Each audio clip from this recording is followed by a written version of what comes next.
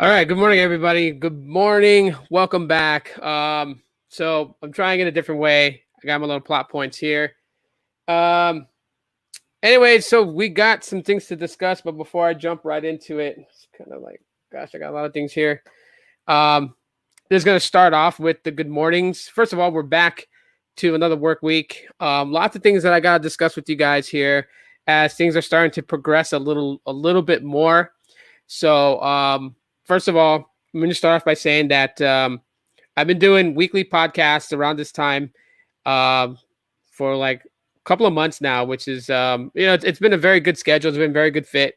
However, I am in a process of moving, so which is kind of exciting because moving to a new spot, moving to a new area is like starting over new. It's exciting for me, at least I would say. So I'm really kind of just going to be getting into that mode where I'm going to be busy quite a bit during the day.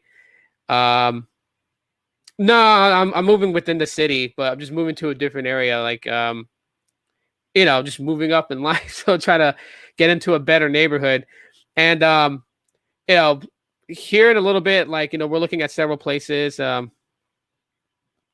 You know, not working too good. What do you mean not working too good? What is not working? Yeah. By the way, this is the first time I'm actually like hosting the podcast on Periscope/Twitter. Also, be sure to check your cell coverage when moving. Yeah, yeah. Good advice, Caleb. Definitely gonna have to look into that because I'm moving into an area where for a while I'm gonna actually have to be dependent on Visible. Um, so that's something that I definitely have to check into. You're moving out to another? No, not to another city. I'm still going to be here in Phoenix, probably on the outskirts. I'm not entirely sure. Like I'm looking in places like Scottsdale, some areas of Tempe, and like North Phoenix area, like Glendale, around Peoria, around those areas. It's like in a better neighborhood. Being close to downtown, while my actual apartment area is pretty good. It's gated community and all that. It's still tough to kind of live here. I mean, right now, literally outside right now, on the back street here between my apartment complex and my kids' elementary school, it's actually taped off. And we got like the Phoenix PD command center, like mobile command center right there. It's taped off. Something really bad happened there this morning. I don't know what it was. I didn't hear anything. I was like fast asleep. But that this area has got still some kind of like high crime rate, whatever. And yeah, so it's time for us to move. So like all the things and everything like that, we're looking to see exactly what where we can get ourselves into. Carlos Cabral, good morning to you, or good afternoon where you are, wherever you are in this world. But good to see you inside here. Caleb, Tempe, Arizona has good sprint coverage.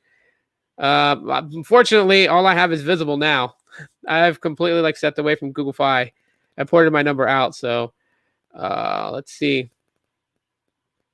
We have Alejandro on the Facebook side. What's up, brother? Love the pic on the pixels at night of the stars. Yeah, I'm going to talk about the astrophotography here.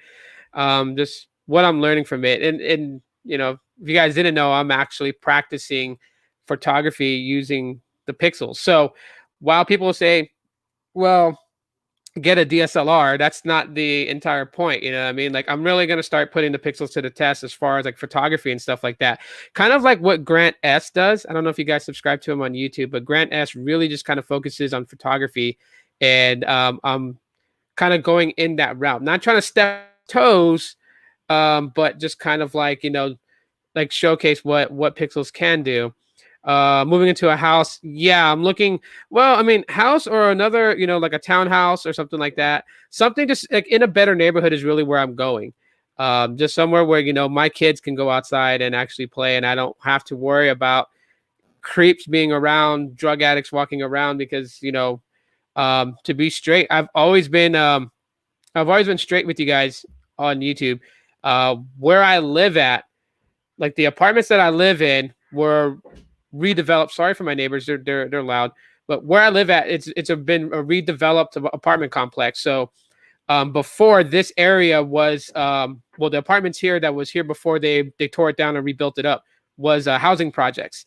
They rebuilt this up. I think the bank Chase invested in what was called, like, they called it the Hope Six, right? So they rebuilt all these apartments. They're really nice, gated community with all the amenities, that you would pretty much find in like apartment complexes that was more in the suburbs. Problem is that across the street on the, northbound of this apartment complex is a housing project that's still there. High crime rate, drug activity, things like that, still there. To the right of us is an old hospital that's been shut down. They used it for a while, then they shut it down. They're gonna knock it down. They're actually building project housing over there. So it's like they built and developed a good, gated community, good apartment complex, very decent, in an area that's, with high crime rates. So it's just like, even though like there's like nice parks for my kids to play here and stuff like that, there are those that hop the fence to get into this apartment complex without going through the gate codes or having the electronic key to open the gates. They hop the gates. Obviously, they ain't stupid, and they come in here and they use the pool, and they completely, like, destroy the pool. I mean, I don't let my kids go in there because, like, the very first day, just kind of to share you guys a story real quick while we're waiting for other people to kind of be alerted that I'm live. Um, our very first experience to the pool, when the pool finally opened up, because it took them like we moved in here in 2016. They finished the pool by, I think it was 2017, so almost a year later.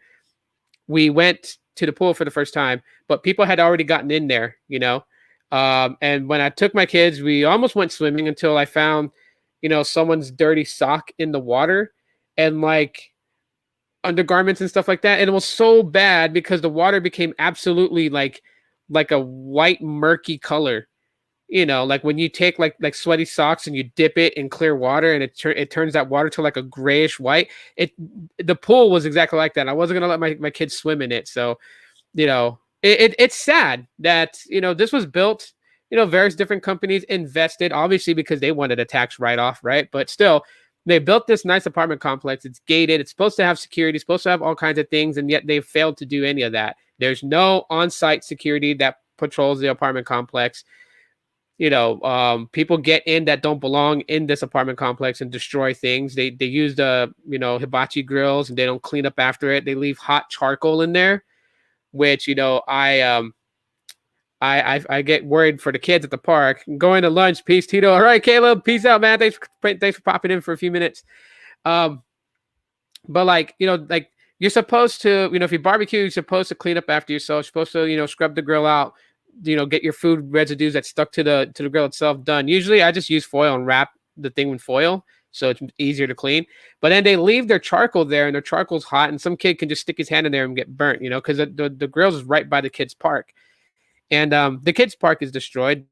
Razor blades in the light, which I think is stupid. Some kid can get really damaged. So yeah, it's just really bad. I gotta move. Let's see. Let's go to some of the comments here. I live in Grand Prairie, Texas. Well, I know where that's at. I live in a really safe, quiet neighborhood. Yeah. Yeah, I know. I know of Grand Prairie, Texas, because I used to live in Texas before. I actually lived near White Oak, which is close to Longview, Texas. It's like Northeast Texas area. Probably, I would say it's about 2 hours east of Dallas. I've been through there. Good morning, Kathy. Hi. Good morning. How you doing? Happy to have you here. I joined on my iPhone, but I'm on my Pixel 3. It doesn't show my membership here. Really? Interesting. Maybe it's because, I don't know. We'll find out what's going on. Anyways, North Arlington, Texas has crime issues, and it's an old neighborhood. Oh, yeah. North Arlington? Yeah. Let's see. Magic Tech review in here. Have you played Genshin Impact? It's an awesome game. No, I haven't played it yet. So the game that I'm playing right now on Google Stadia is Dead by Daylight, and my youngest son is actually addicted to it. I think it was like a huge mistake even letting him see me play the game, because now he wants to play it. They have like various different mock-up versions on Android, and so I found one that's like less gruesome, but he knows the difference between these games. So earlier he was throwing a fit. Like his sister started school online because they're back from a fall break, and they're back on classes, and he's over there upset because I won't let him get on and play Dead by Daylight. So I keep telling him that the servers are down because he does understand it's online gaming. I keep telling him the servers are down, but I mean that's only so long before I could do that. It's okay. I'm still a member. Maybe it's because of the way that I have. I don't know. Let me see. Hang on. Let me see if I change it up from minimal to default. Does it show anything? Let's go to comments here. Let's see. No? Huh. Interesting enough. I can always check to see if you're still considered on the member side. I don't know what's going on with that, but you should still be a member, Gene. Not a problem at all. Good morning, Sneed. How's it going, bro? We're back on a Monday schedule. Anyways, like I was telling everybody here in the very beginning before I get started with things. So yeah, I'm going to be in the process of moving for the next couple of weeks. So there may be days that I don't have a podcast in the morning. I may do it at night.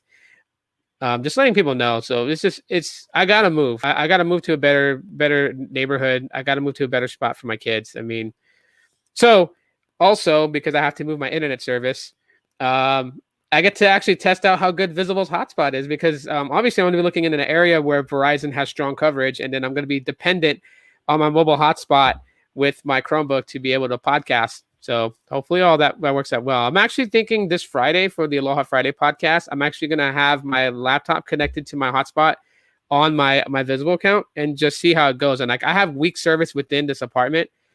So if it streams okay with very weak service, then I guess with minimal service, it should be just fine. Only issue in my area is at 11 a.m. to 10 p.m. until 1 a.m. People are racing their sports car in my area. Oh, okay. You know what? When I used to street race, because I had a 94 Tercel, that little thing would go. I mean, people called it the ugly car because I basically redid the paint job and I just basically just primered it, just used gray primer and left it at that. It was an ugly looking 94 Tercel, but I did a motor swap on it. So at a junkyard, I found I think it was a 92 Toyota Paseo, which had it had a better motor because the 94 Tercel had a single overhead. So it was the motor was a 3E single overhead, and I ended up swapping it for a 5 EFTE, which is a dual overhead. I motor swapped that into the 94 Tercel and just kind of worked on it. I was doing what I could with what I could afford, and yeah, we used to go out to McKinney, Texas, and also in Decatur. We used to race out there on the back highways, and yeah, I remember the first time I took it out there, and I went up against I want to say it was a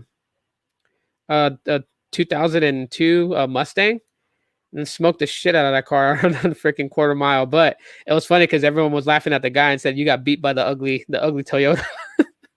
Toyotas are pretty good. I like Toyotas, man. That car was awesome. Let's see. Visible is tough for hotspot on a live stream usage.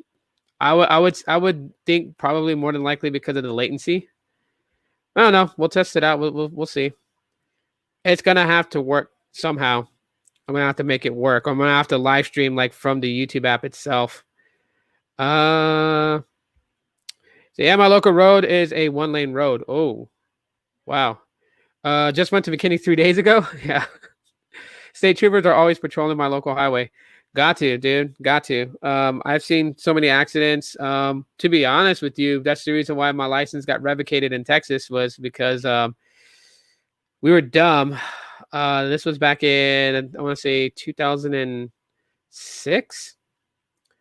Anyway, so we were racing on this one street. I forgot the name of the street, but not far away from it was the on-ramp to the interstate. And yeah, police barricaded it. They caught us out there street racing. They blocked it off. Cars that were caught in that barricade, they were given, we were all given tickets and, getting pointed on our driver's license. And those that were actually sitting there watching the race were getting spectator tickets. And so there was a small gap between it wasn't a very high sidewalk and a barricade. And I was 2 cars behind in this line of cars receiving tickets from police. And I decided to say screw it, and I kind of just edged my way and hopped on the sidewalk and just floored it, half on the sidewalk, half on the road, passing the barricade and the cop, and popping over and around the barricade, and then shot straight up the interstate on ramp and just blasted and just took off. But there was cameras that caught my plate number, so I still got the ticket anyways. And yeah, they revocated for evading, leaving the scene of an incident. Yeah, so they revocated my. I can never get a driver's license in Texas ever again. Hi, what's up, Apple Watch? What's going on? Well, yeah, we got lots to talk about, man. Wow, 16 minutes in, and I pretty much like just told a story. Anyways, I just kind of kick-started in. So first of all, tomorrow is the Apple event. I decided to do this, so I'm going to have headphones on, obviously. I'm going to be watching the Apple event from here, so I'll probably have this like on the side here and live streaming live on this main channel and just talking about my live interactions of it. They cannot penalize me for talking about it while it's going live. Um, as long as I don't show anything, I'm fine. I researched it up. So you won't hear any audio from the event. You won't see anything from the event. You'll just hear me reacting to it, and I'll be talking about the event. So I'm going to do that tomorrow during the Apple event. And that's that. You know what I mean? So first of all, let's kind of jump off into this. How many of you guys out there, you guys can answer this question, know somebody that relies on a kid's wearable technology to kind of track their child and make sure that everything's okay, and also communicate with them?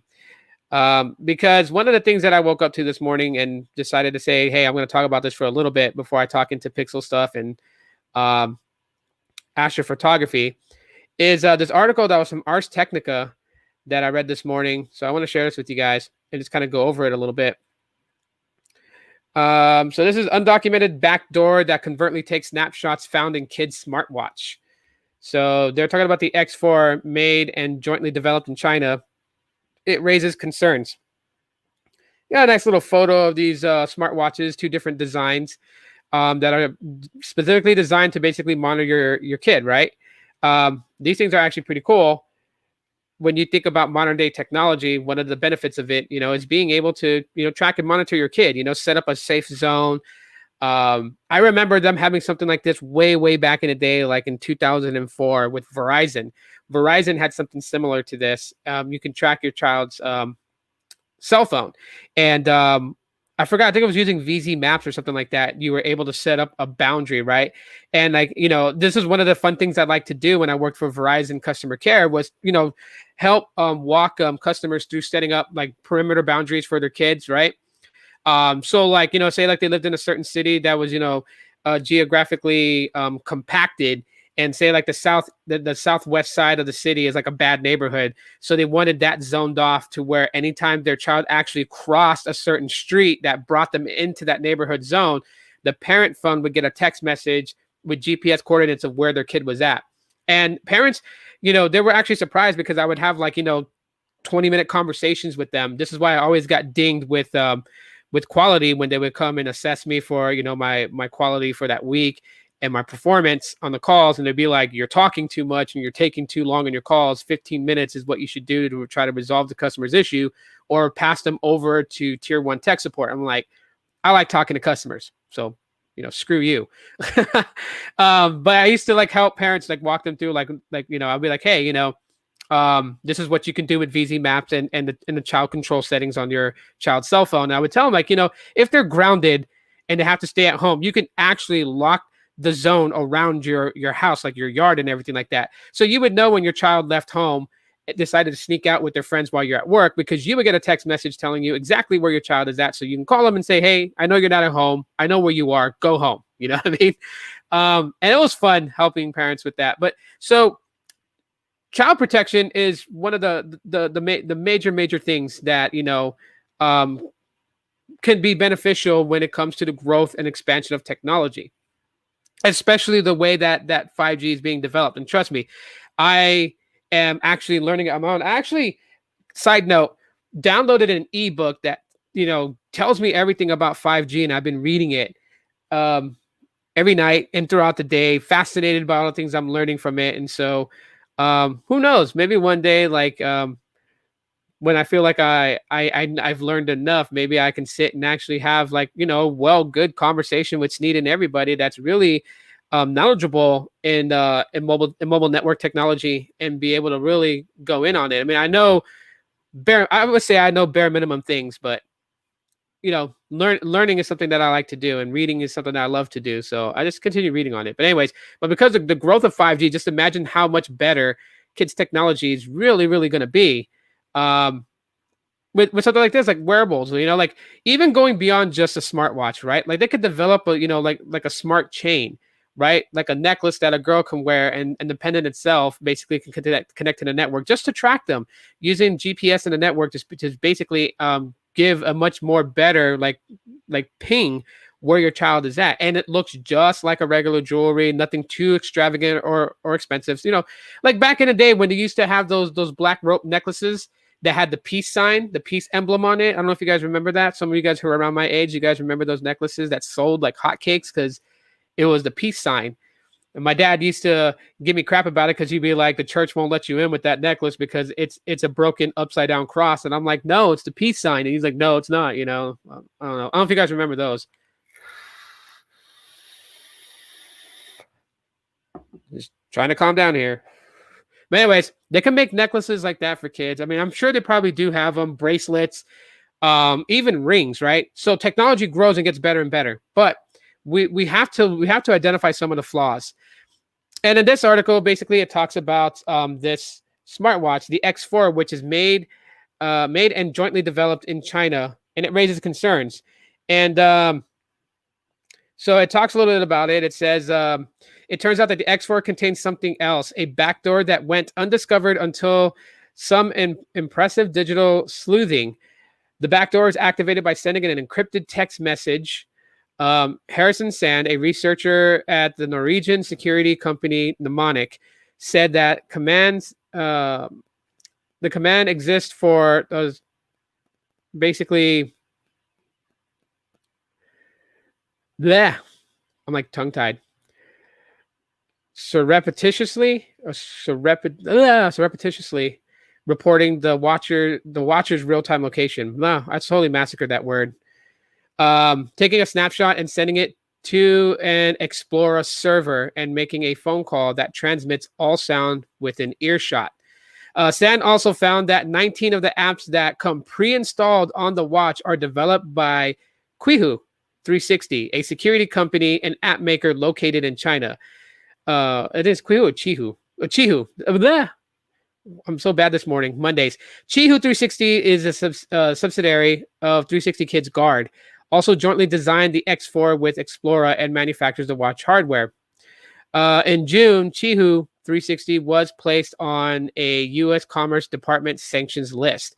The rationale ties to the Chinese government made the company likely to engage in activities contrary to the national security or foreign policy interests of the United States. Qihu 360 declined to comment on this post, but there is a patch on the way for the watch. So literally there's a back door with a set of command lists that allows anyone who is malicious enough to actually access that, be able to control the cameras on these smartwatches to take a photo, or be able to execute and listen on calls, because these smartwatches, they have preset dialed numbers that the parent would load into the watch, and those are the only numbers that the child can call from the watch by selecting that person. So like if it's mom, dad, sister, brother, aunt, uncle, they have a contact list of just that. They cannot just straight out dial a number. But they can also emergency contact, emergency, right? So they can dial 911 from it. But let's imagine someone having control over that. They were able to monitor and watch your child's activities. And through those watches, right? So we know that like laptops today can be the command to actually activate the camera without the indicator light is real. It's not something that's just from a movie. Somebody that's good enough can get in, like if they, what do they call it? Wall drive or wall crawl, which is basically hopping from one Wi-Fi to another Wi-Fi, getting through people's IoTs. They can actually access your laptop and turn on the video camera without the indicator light on. That is scary, but that happens. That's why people put tape over their laptop. Like, even my dad, who's like, some of this stuff just seems unreal to him.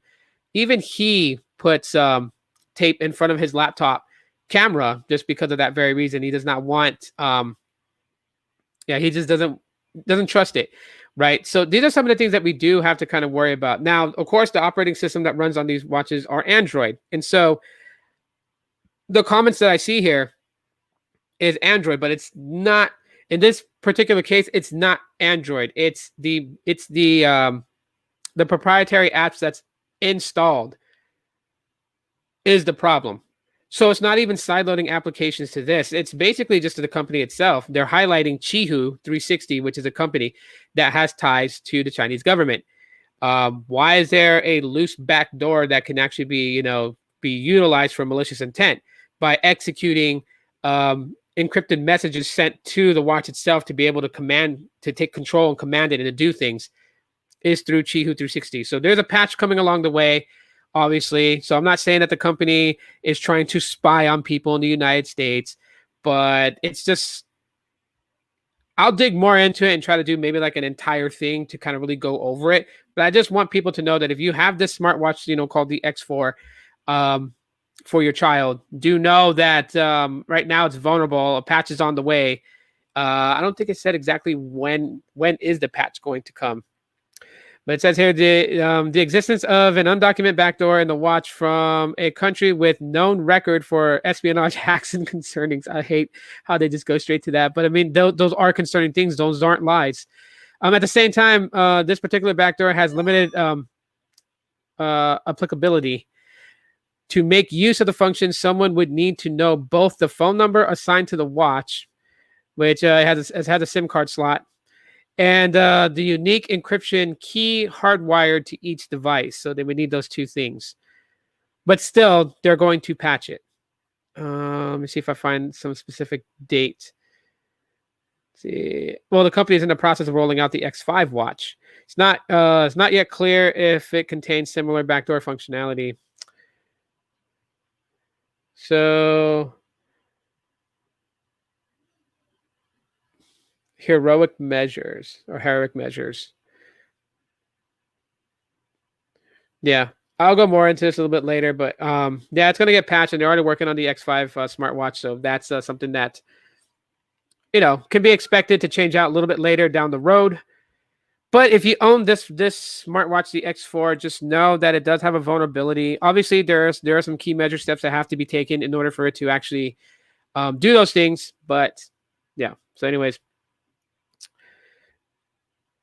let's see. Now I'm worried about my front-facing camera. Oh, on your smartphone? Yeah, I'll say this to anyone out there that's actually worried that someone's going to get into it and inactivate it and all these things. Really, there's a couple of key things that you could do.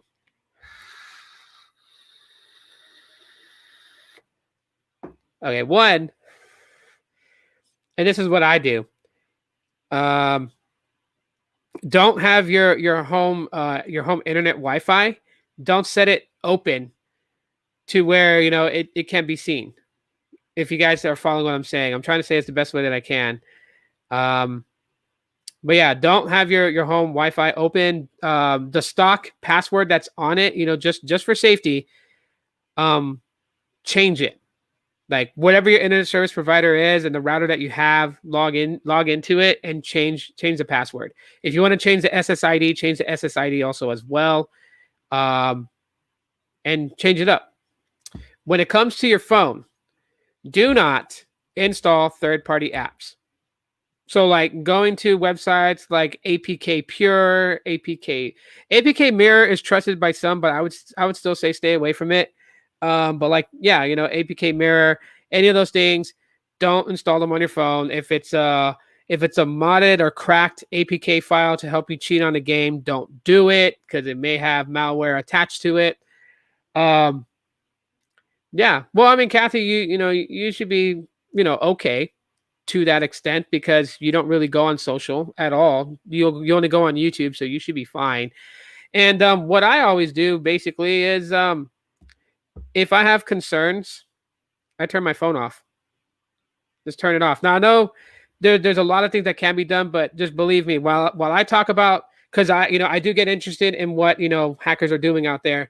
Let me tell you this much right now: like a lot of hackers aren't really interested in the average Joes. Like if they're going to attack somebody and try to get something out of your computer, your smartphone, or anything like that, it's only for a prank thing or to dig up something like a photograph or something like that. They're not really interested in you per se, but they go after things that they can benefit out of, and much harder things that gives them a challenge.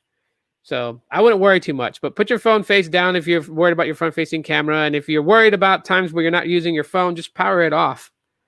Simple as that. I know somebody who's like absolutely paranoid that when they're not online doing anything, they completely disable their home Wi-Fi and turn their phone off. So it's like, okay, I must catch up with the chat here before I move on to the next thing. Yeah, so we got Alex in the building. What's up, Alex? How's it going? KJ Wild 118. Howdy, everybody. What's up, KJ?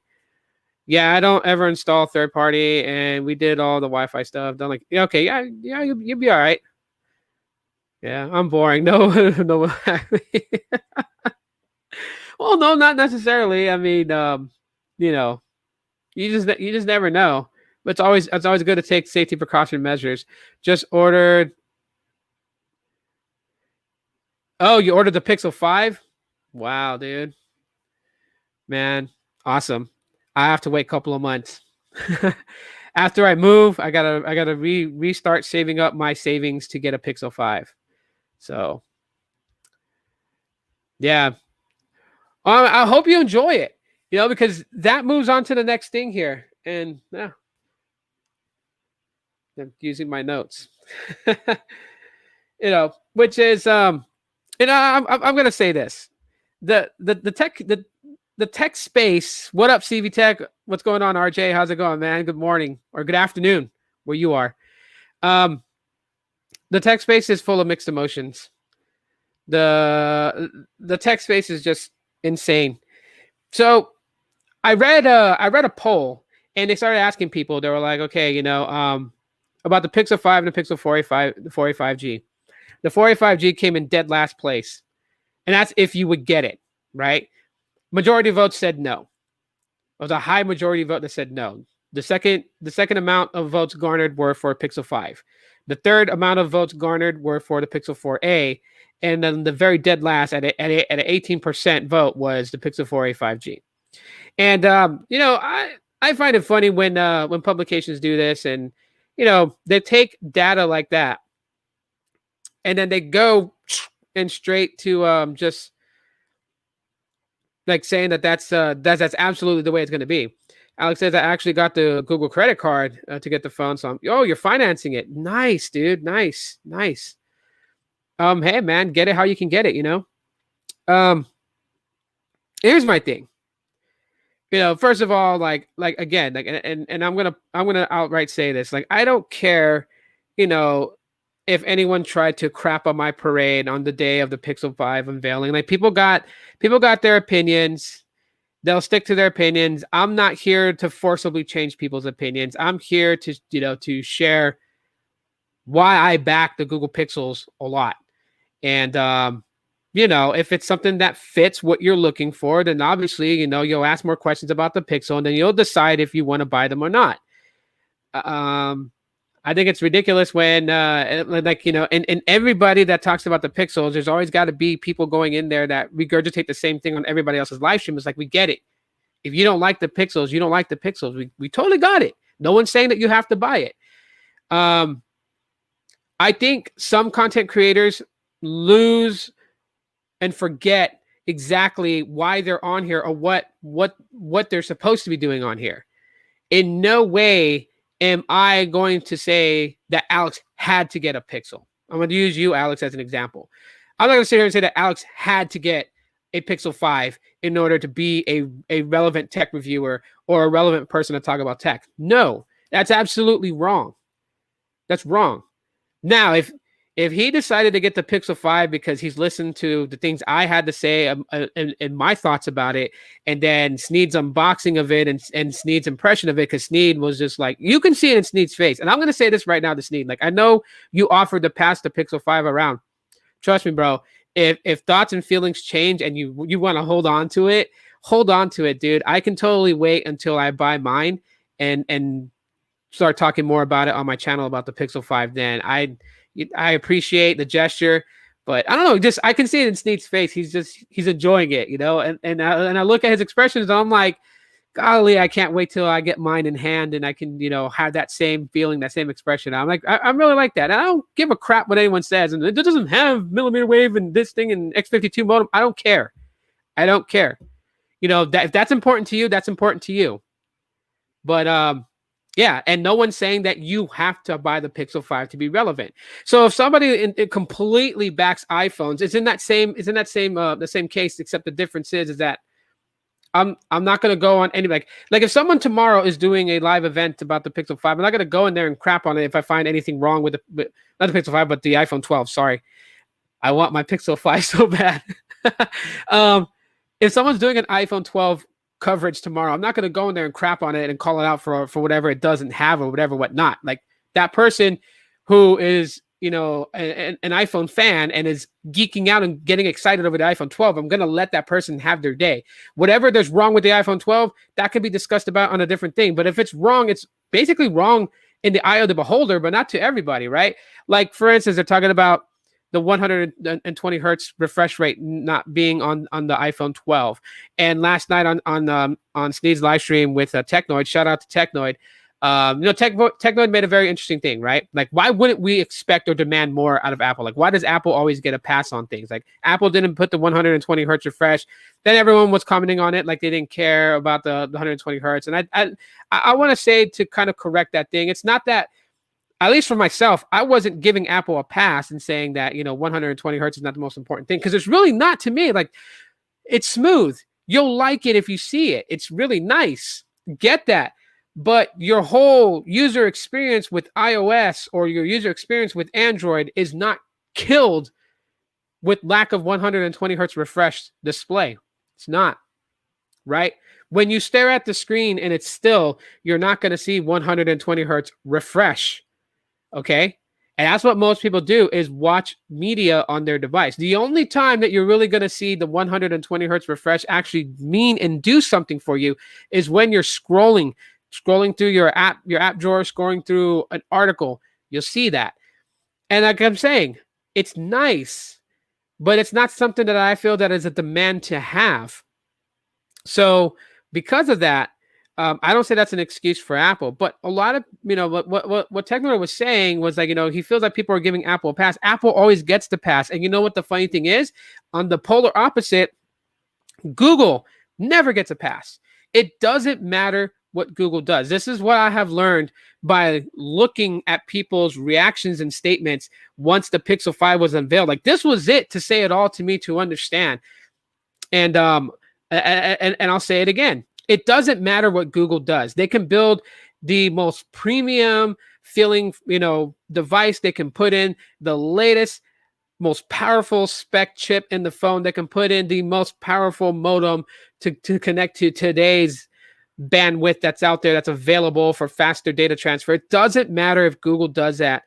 They will not get the pass. Everybody will tear the phone apart and nitpick everything. If the square was not perfectly symmetrical, it's wrong. It's a bad phone. Don't buy it. If it's made out of metal, it's a bad phone. If it's glass, it's a bad phone. If it has a notch, it's a bad phone. If it doesn't have a notch, it's a bad phone. If it has a punch hole camera, it's a bad phone.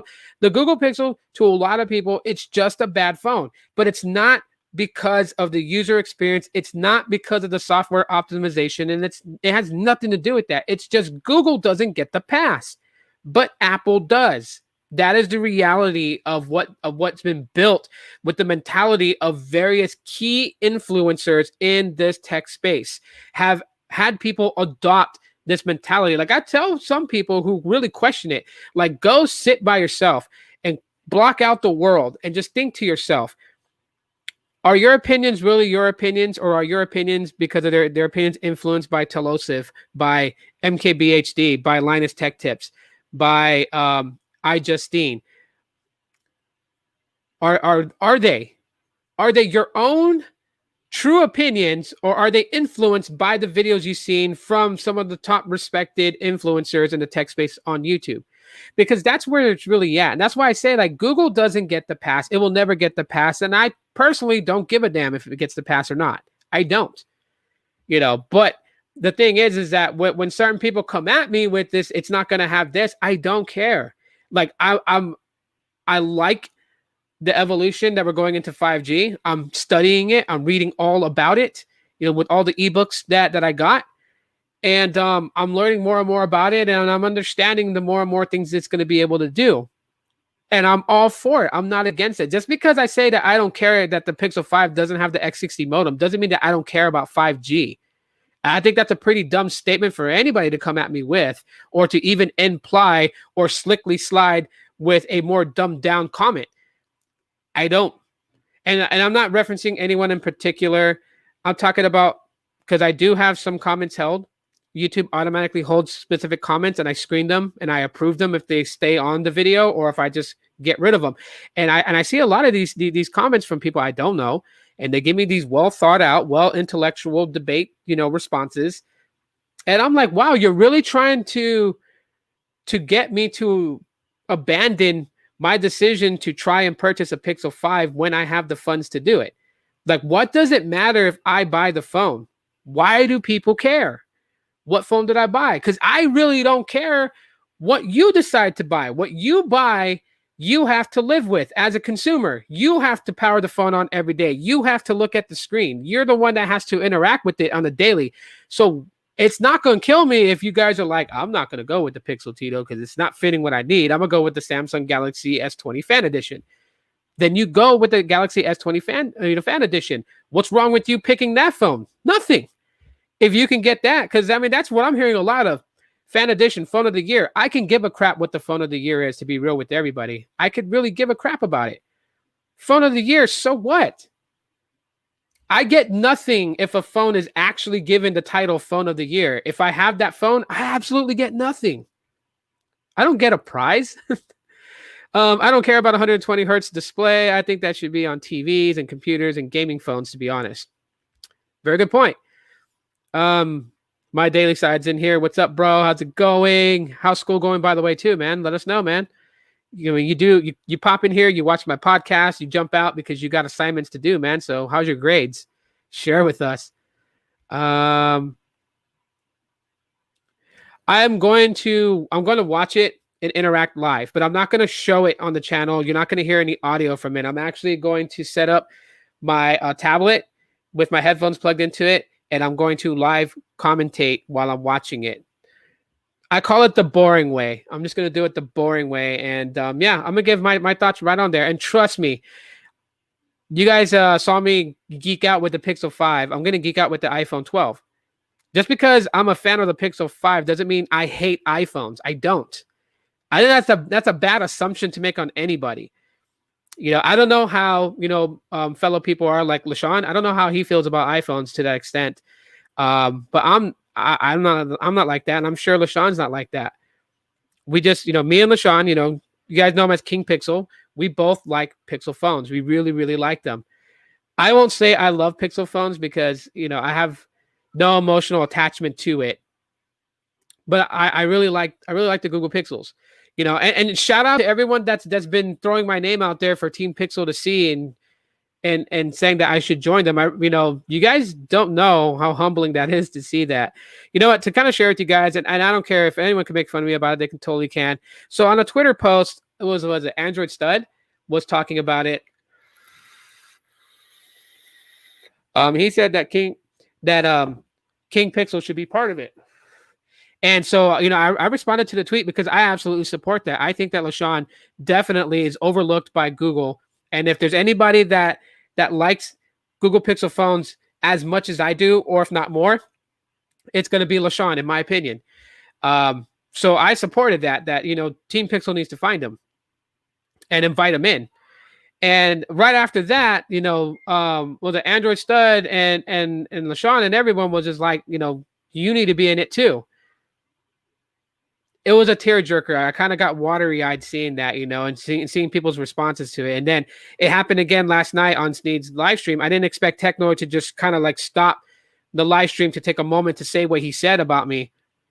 It's great to know that I'm recognized, and I'm recognized not as a person that tries to sway people to buy the Google Pixels, but as somebody to go to if you want to talk about the Google Pixels and know the ins and outs.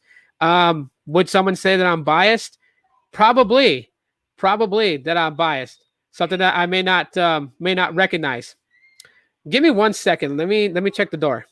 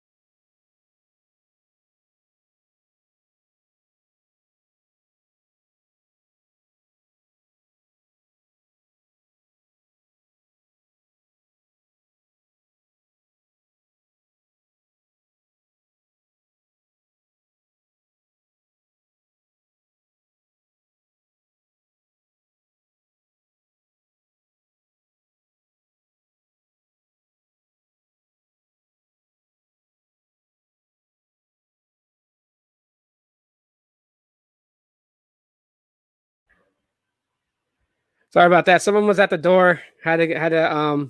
They're here to check the fire extinguishers and stuff like that. So I do apologize for the awkward silence. Let's see. Let me catch up with the comments here. I think a lot of opinions are influenced. Yeah, they are. And that's why I kind of stay away from a lot of the major YouTubers. Like I don't watch their videos and stuff like that. Because I used to be like that. That's how I know. I'm speaking from experience. I'm not just throwing stones in a glass house. I'm speaking from experience. I used to be influenced by the way that they thought. And when I stopped watching their videos and stayed away from them and whatnot, I found a different opinion. Found a different opinion about tech. Found a different opinion about how I judge phones, how I judge the operating systems. Also, don't forget about Amazon Prime tomorrow. Yeah, I know. I'm seeing that in advertisements all over the place. Yeah, let's see what happens. I've read some of the stuff about certain MacBooks going on sale, like so much discounts on it. It's actually gonna be pretty cool. I just found out that the Umidigi A5 Pro does not have LTE, only 4G and VoLTE, which is not LTE. If it has VoLTE, that's voice over LTE. Should have LTE connection. No. I'll look into it. The Umidigi A5 Pro. I think BTech Reviews had that phone. Hi, love. They came for the fire extinguisher, by the way, babe. If you're still here, if you left out. How come she shows that she has the Gene? I don't know what happened to you, bro. Did something happen? Let me go check. I can check to see who are still current members. Let's see what happened to you. If you fell off the list, bro, I don't know. You probably have to go check your thing.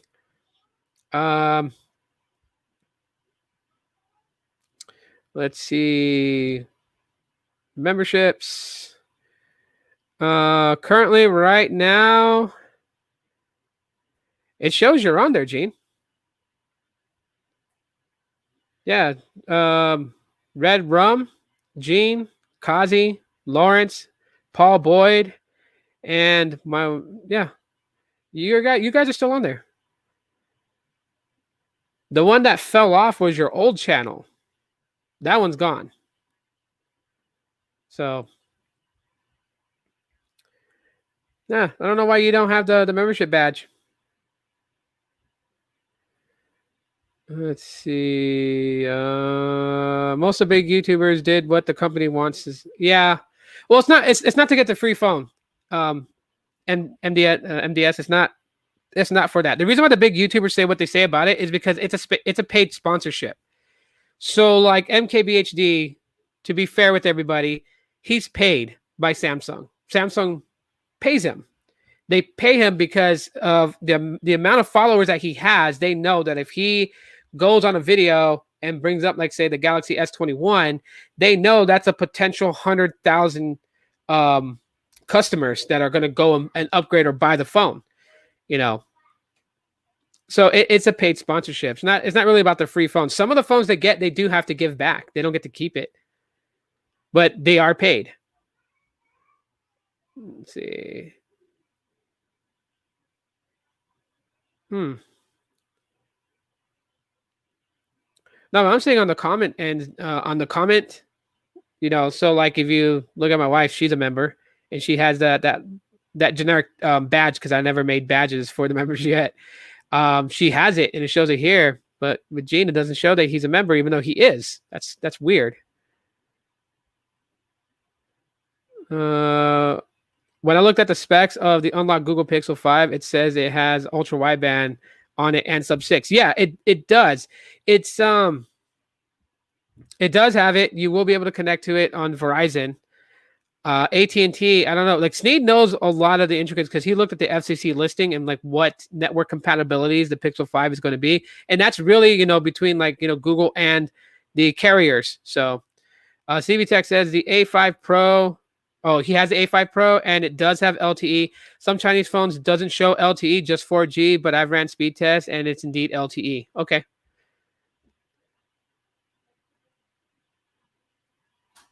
All right. Give me 1 second here.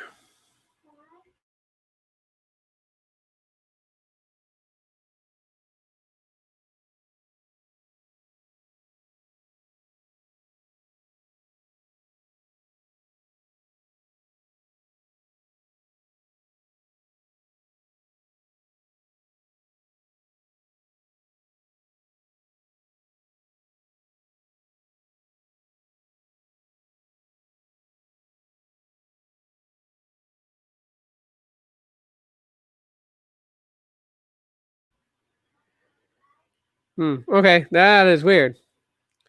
I need to work. I'll see you later. All right, babe. I love you. Have a great day at work. I'll see you when you get off work, and gym today, definitely.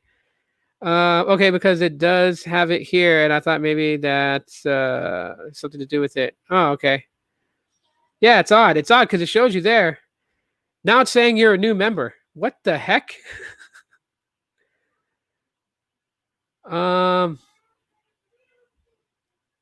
I renewed my membership on this device. Well, that's weird. I don't know why you had to do that. It showed you as a member. Oh well, shout out to Gene G Info, newest member again. But yeah, going back to the whole thing.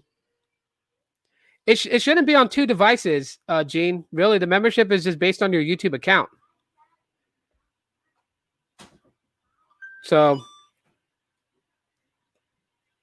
yeah. Anyhow, so going back to Google, I've really learned to understand this, and that is the Google Pixels will never get a pass.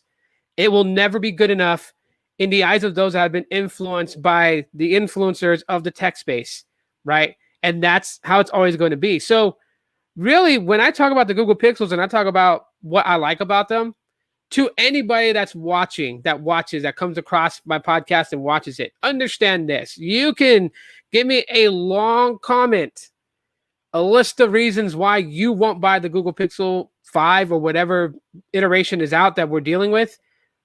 And that's totally great because that's reasons why you won't buy it, but you will never change my opinion on not to buy it. That's up to me. I can walk my roads alone. I don't need to be in a crowd of people and walking a certain direction. I can walk paths by myself and be just totally fine. Hell, I'm an introvert, okay? I'm an introvert. So I know what it is to be the odd man out, the lonely guy walking the path, and it's never killed me doing it. So I can do that. Google Pixel 5, I'm still going to go for it. I still want to buy it. I just can't buy it right now. So, and again, to Sneed, if you're loving the Pixel 5, bro, in my opinion, you don't need to send it out to everybody to check it out. We can get our own phones. You should be enjoying that. That's a gift from Google. You know what I mean? That's another thing too. That's a gift from Google. It's really, really hard to be found by Team Pixel and be invited in. So with your phone, bro, definitely hold on to it if you want to, man. Because I see that, he's not saying that's the most powerful phone out there. It's going to beat out the S20 Ultra, the Note 20 Ultra. He's not saying it's going to beat out all that stuff. All he's saying is that he's enjoying the experience with it. And you can see the expression on his face that when he says it's a tremendous phone, he's really enjoying it. Will phones ever stay on that top tier? No. That pedestal that a phone gets put on, like people are saying the S20 FE is the phone of the year. That ain't going to sit on the pedestal very long. Something always comes along and knocks that thing over and takes its spot. That's the name of the game. It's a pyramid scheme. There will always be one better, and that's the way it's designed to be, and it'll always be that way. Do you think because of Gene is a mod, that's why I don't see it, bro? So I don't know what happened. He just redid it. He just redid his membership, and now it's showing that he's a member. He's got the badge and everything. So I don't know. I don't know what happened. I do know that my membership list updated. So Gene's old channel that was a member had fallen off. So it's no longer there because obviously, his channel's gone. His old one. His new channel's here. Let's see. Tito, keep it 1,000. I feel you, homie. Buy what you like. I respect the Pixel phone. My only take is, for me, I've been a Samsung fan for years. Going Pixel will be something new. I respect it, though. Yeah, you know what? And if Samsung is what's working for you, and you decide, hey, you know what? For the same price that the Pixel 5 is, I'm going to get the Snapdragon 865G and all this good stuff with the Samsung Galaxy S20 Fan Edition, and you go for the Fan Edition, who's going to get mad at you for it? It's your phone. You have to deal with it every day. You wake up, you have to pick it up and look at the thing. If I was to get all mad and be like, you didn't get a Pixel 5, when you wake up and you pick up your Fan Edition phone, I'm not hurting when you look at the screen. So what the hell does it matter what I think? That's the way I look at this, I get it. There's so many argumentative points that people can make about why a certain phone is good and why it's not good. And really, I don't care. If 5G is important to you and millimeter wave is all you ever care about, then chase after it. Is it nationwide? Does everyone have access to millimeter wave? No. So if I have the Pixel 5 and no access to millimeter wave, what the hell am I losing out on if I don't have it in a specific area? If it's not everywhere that I go. See, that's the thing. LTE is just about everywhere I go. I can drive on the interstate going to California and have LTE there. Can you drive on the interstate going to California from Phoenix and have millimeter wave? No. So then what the hell am I losing if I'm not having access to it? That's the way I look at it.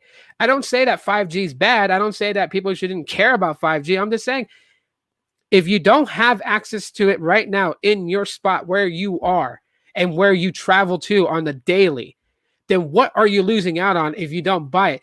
The notion that some people out there, I'm not going to point out names, are saying that you should go for a 5G device because 5G is the future and 5G will do this and 5G will do that. Like we're hearing a lot about what 5G can do. But if I don't have access to it in my area, why do I have to be pressured to have to get a 5G capable device? Right? It's like somebody messaged me the other day and was talking about it. Like they didn't, they weren't sure of getting the Pixel 4A for $350 because everyone's saying 5G this and 5G that. And I told them, do you have 5G in your area? If you were to go and look on the site, if you were to go Cell Mapper, if you were to go go on Root Metrics and see whatever website can outline where 5G is and not solely depend on the carrier's maps, but just look, do you have 5G? Now, what 5G do you have? Do you have sub 6 or do you have millimeter wave? Like, what do you have? And if you have neither of it, then why do you need to have to get a 5G phone? You can go and get the Pixel 4a for $350 and wait for 5G to be rolled out nationwide and then be able to go ahead and then upgrade to a 5G phone when you can actually utilize it. 120 hertz display is amazing. It is amazing. Hold on one sec.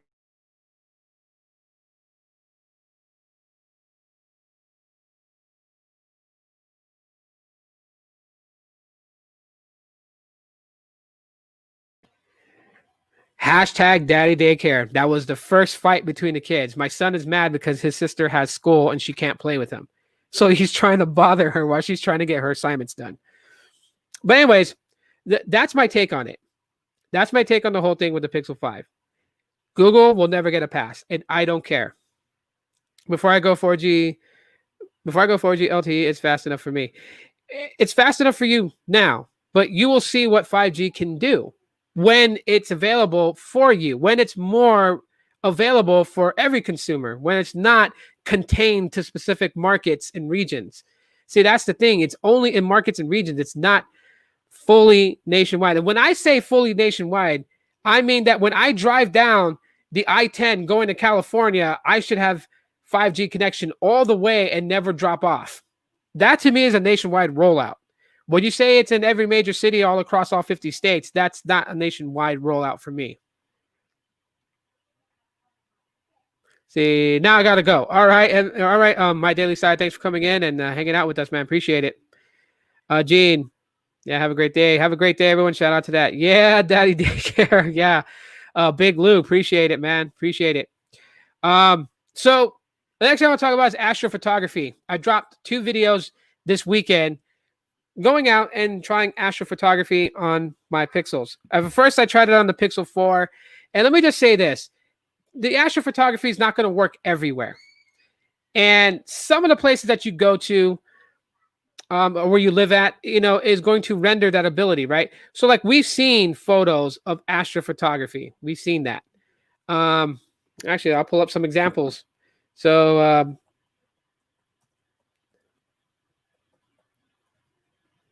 I'm a bad typer on the keyboard. I suck. I can't type fast on the keyboard. Like I see some people just crushing keyboards and like they're able to do some stuff. And yeah. All right. So let's see. This photo was taken from Android Authority. Let me see if I can make the photo big enough for everyone to see, not like in the Google photo samples.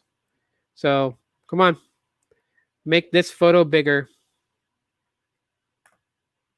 Can we make this photo bigger? So much ads loaded. Websites have figured this out finally. Can you make it bigger? Can we just, oh, you know what? I'll just do that. There we go. Okay. So it's kind of funny, but let me show you this. Okie dokies. All right. So we have this photo here. This is an astrophotography shot, supposedly, and this is on the website Android Authority. I will full screen this. And yeah. Okay. So, I mean, you see that, right? Nice little stars everywhere. It looks like you can see like a galaxy, like a Milky Way or something like we are in the Milky Way, but you can see like another galaxy, right? Like at this location. There's just lots of bright stars, right? But here's the thing that, because I started taking photos with astrophotography. And I try to see if I can get that effect. Now, if you look at my video and you see those shots, you're probably like, those shots look nothing like this. Looks nothing like this. And you guys are absolutely right. It looks nothing like it. And but then I started to look at this photo and I was like, wait a minute. He's like out in the middle of nowhere. Probably like at a national park where there's no city lights to obstruct the sky. Nothing, just and it was probably a good day to be out there because it was probably clear and visible, no clouds in the night sky at all whatsoever. Was able to obtain a shot like this. So I decided to look at some other stuff. Who do we got? Let's see, Astro is awesome. Still takes understanding of photography and light pollution. Yes. Bionic Scoop. I think you said it best. But I think you dabble a lot with photography. I don't. I'm a newbie at this, right? And so like my past 2 videos shows what a newbie's going to do with astrophotography. The first video I just put up raw images that I took from the Pixel 4 at Indian Steel Park in my city and tried to. And I got a few speckles of stars in there. And then what I did was I went on Google Photos and I edited those photos and then I uploaded it to Instagram. And I was like, hey, I'm gonna show this to people. So I made a second video, which went up last night. And in that video, I showed you guys the raw photo that was taken from my backyard, pointed the Pixel 4, the Pixel 4a, and the Pixel 3 at the sky. The Pixel 3's one, I zoomed in. That's why I had to make sure that I put it was 7 times zoom. Because like in the other ones, you saw like my trees in the backyard. You saw the side of my apartment building kind of in the shot. But with the Pixel 3, you just saw this whole grayish screen with a bunch of like 3 or 4 like white blobs. And then you seen what I did when I edited it. So that's what I did on Google Photos to achieve this type of darkness.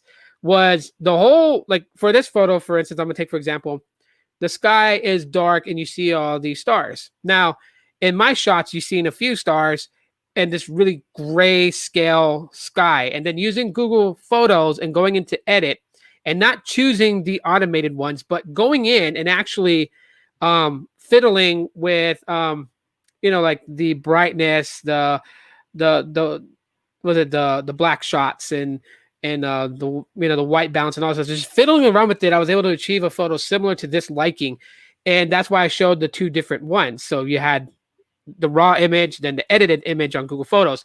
And I showed that because some people are like, I don't use astrophotography because I live in Dallas, and when I try to do it, I get this, and they show this on Reddit or on Instagram, and I tell them like, you have a few stars that are shown in your shot. If you want to really make the photo out, just edit it on Google Photos. Now, does that mean that that's exactly the type of shot you're getting? No. And I make it apparent to tell people that the photos are edited, so they understand that I fixed it with Google Photos, the AI that's used to help correct imperfections and odd, unbalanced, things in the shot. The AI helped me with that, but you are also able to still manually edit yourself. Could I have done it better with, say, a more, pro manual editing rig? More than likely, yeah, obviously. You can get in there and really just tune it up just a little bit more. But I show people what you can do with Google Photos and the astrophotography to kind of achieve that if you live in an area where you can't. Now, if I drove all the way out to the Grand Canyon and stayed overnight there, probably I could get some really amazing astrophotography shots. Do I intend to do that? Yeah, probably. Maybe January or February next year, I'll take a little camping trip out to the Grand Canyon with the kids, and then I'll get some astrophotography shots and show you guys more. Like, I want to do more with the Pixel cameras to really kind of see, like, what can you do with it? And this is just for me to see. Like, I'm not trying to prove it to anybody else. This is just for me to see what I can do with it. And I'm going to share those adventures with you guys. So you'll see more videos of where I've done certain things with the camera, taking photos and things like that. And then I'll share it with you guys in a vlog video. You guys can see. Let me catch up with some of these comments here. I've never actually used astrophotography, only night sight. Try it out, RJ. All you need is a tripod. You need a tripod. Go out maybe in your front yard. You say you live out in the sticks, so you probably will get something better. Just take your Pixel 4 XL or even your Pixel 5, right? Because you got the Pixel 5. And turn your camera on, dock it to a tripod, point it at the sky, set it to night sight mode, and then don't touch it. And when it's a night sight mode, the phone will recognize that it's not moving at all, like there's no actual vibrations from a finger touching it. So it'll realize it's on a tripod and it'll switch to astrophotography. Just tap the little button to take the shot, and then it'll do its thing. You'll see that little thing come up, and it'll tell you how long it's going to take. If it's going to take like 3, 4, 5 minutes. Sometimes it only takes like 2 minutes. It depends on what it has to do. And try it out and see what you come up with. Post it to the gram and make a video. Share it. I'd love to see like what kind of shots you can get with astrophotography in your area. Has anyone heard anything about Visible getting 5G anytime soon? I haven't heard anything yet. But again, this is, Visible. Visible's Verizon. Verizon is working on millimeter wave and then eventually working its way towards sub-6. And, T-Mobile's sub-6, low band, moving its way upward, sort of. AT&T is like in the middle, grabbing on both ends. So, I guess it'll depend. We'll see what happens. Maybe I'll go ahead and email Pearl and see if she knows anything about it. Maybe she can give me some insight. And if she says that, I can talk about it, that there's no embargo on that information, then I'll share it. Coffee 7, thank you for the photos, man. I really appreciate it. And the unique backstory to the photos that you shared with me. I really appreciate that, Coffee. That was actually cool. If you guys don't know, Coffee actually chats with me on Hangouts every now and then, and he sent me out some photos of a town event that he went to. It was nice to see, like just a different area doing some festivities, and he gave me a backstory about, a specific monument that was there, what happened to it. It was really, really cool. So thank you, Coffee, for sharing that. That's a bit, of a personal thing. You know what I mean? But you shared it with me, and I like reading about stuff like that. So I thank you. Let's see. I've actually seen apps that can produce a shot like that without any night mode available. Yeah. You know what? I think you have me on Twitter. DM me on Twitter some of those apps. Maybe I'll do a video comparing those apps versus astrophotography and see what happens. But I'll have to do it where it's a fair play. So maybe I can ask the wife to take a trip this weekend to Payson. I think it's Payson that's close by us. Go to the park out there that I know doesn't have a lot of light and is outside of city range, so city lights won't affect the sky. And see what I can come up with, and probably do a versus those apps versus astrophotography. Oh, but it's not really real. Oh, that sucks. Oscar, what's going on? So let me catch up with everybody here. Hey, Josh, how's it going, man? Catching it on the Periscope side. I don't know. Let me ask: do some of you guys prefer it this way, like Facebook, YouTube, and Twitter, or do you guys like Facebook, YouTube, and Twitch? But like, honestly, I see like no growth on Twitch at all whatsoever. So I don't really see a reason that I'm gonna keep streaming to Twitch if it's just putting content up there and no one's watching. Like, I don't have a strong investment in Twitch, anyways. My investment's on YouTube, and then I have Twitter and I have Facebook. So I figured, I just do it on those three. So do you guys think that's cool? Is that cool with you guys, or do I lock it all to YouTube, or is multicasting a good thing? You guys let me know. I have to remember the name of that app that I use for that. Okay. Whenever you find it, just DM me on Twitter. Gene says YouTube is better. Cool.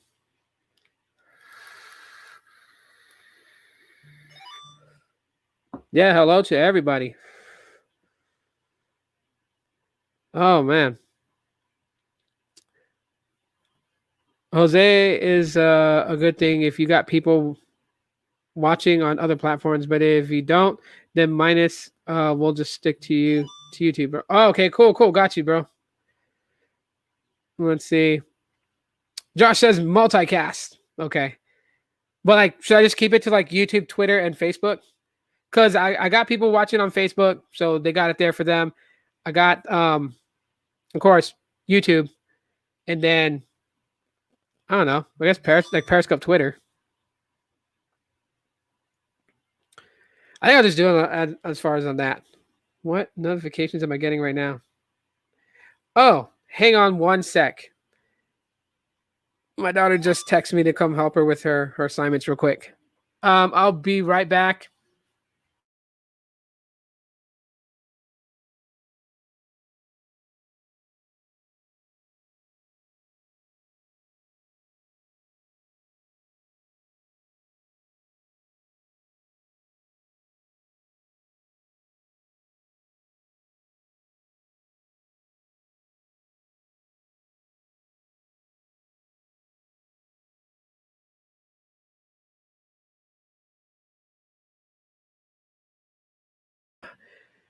Online schooling sucks. I'll tell you guys that much right now. Online schooling sucks. My kids just can't do it.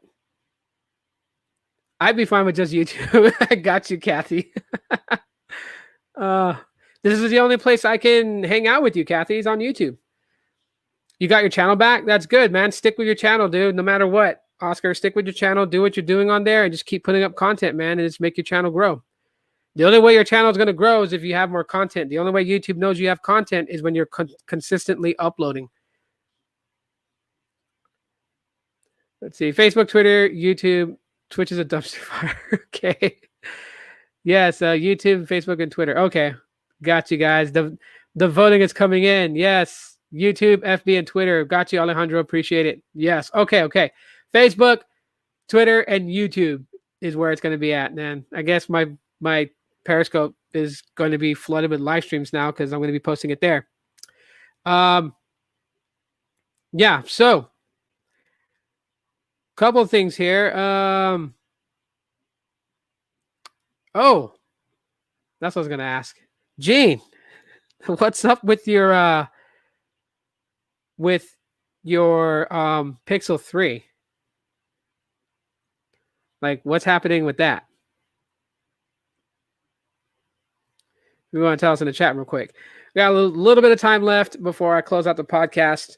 Then I got to upload the audio version. That's always a lot of fun. Like, I'm on various things, man. How do you like it? I know you're using it. How do you like it? Like, was the screen burn-in as bad as you were afraid it was going to be, or is it very minor?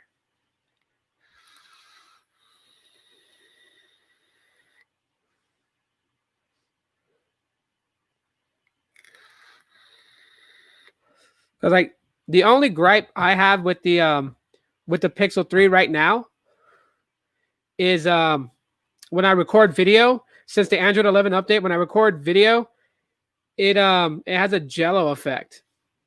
I think you guys may have seen that on the last two videos I recorded mostly with the Pixel 3, and it's got this weird jello effect when I move it. So it's like the image stabilization is just not there. No screen burn-in. See? And now you got a Pixel 3, and now you're enjoying the goodness of stock Android. What do you think about it so far? Just out of curiosity. And don't be afraid. If it's not fitting to your liking, say so. I think people respect honesty more than they respect, smoke being blowing up the back end. And just because I use Pixels, I'm not going to be offended. But like, give us your honest take so far. What do you think of it? I was like, right now, I have 3 daily driver phones. The 2, the 3, and the 4. I reduced down from the 2 XL because I just figured I would use this. And it's, 16:9 aspect ratio display, old style phone. Might as well. It's great, and it's working wonderfully. Nice. RJ says, I've noticed on Android 11 that it goes into landscape mode way too easy. Kind of annoying. I don't know. Maybe it's just me. No, you're absolutely right. It doesn't take much to, like, if you have auto rotation on, it doesn't take long for it to go into landscape mode just from a little tilt. It's got some weirdness to it, right? Because when you have the gestures on, if you use like the full gesture mode, you can swipe from the left side as your gesture to go back, or you can swipe from the right side. And like now on Android 11, it lets you scale the sensitivity of the left side and the right side. So you can make it where you have to strongly swipe left on the left side, because most apps have a menu from the left. So if you lightly swipe, it'll bring out the menu and not think you're trying to go back out of it. And then, make the sensitivity more sensitive on the right side for a quick flick to make it go back.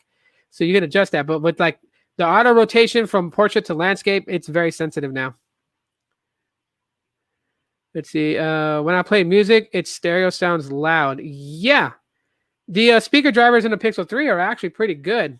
From the Pixel 2 to the Pixel 3, the audio quality is very noticeable. It's a major update with the Pixel 3. And, I don't know if you noticed this, but when you play music and you hold it in your hand, you can feel the bass kicking from the back of the body back upward. So the speaker drivers in the Pixel 3 are pretty good. They're actually even better on the Pixel 4, even though it's got one front firing on the top and one on the bottom. The bottom is a subwoofer for bass and punchy sounds. The top is the mids and the tweeter. So it's for like the high pitch clarity. And even though one's bottom firing, it sounds balanced. So it's actually really good. In my opinion, it is. Let's see. It also allows me to set up a bedtime reminder. Yep. You can do a lot with Android. You also do a lot with digital well-being. And you know what? These things are available on Samsung devices. They're available on LGs. It's just the settings menus are different, so people don't find them. But yeah, Baby Yoda, the force is strong with you this morning on a Monday morning. Well, afternoon, morning, wherever you are. RJ, I don't have 11, but I'm guessing if you turn off auto rotation, you should have that little button that pops up. Yeah, to manually do. You should have Android 11. Doesn't the LG Velvet have Android 11 already? Gene likes them good vibrations. Are you quoting Marky Mark and the Funky Bunch? Yes, I feel the bass and I can hear the music in loud situations. Yeah. Funny story. I think I shared this before, but I'll share it with you right now. Now that I got my Pixel 3 in hand, right? So I played Pokemon Go. You guys know this. And my brother Ruben and I, we went to Indian Still Park to play, and it was in July. It was hot summer day. And it was community day, so for like 3 hours, Squirtle was spawning everywhere, and you can get a potential shiny.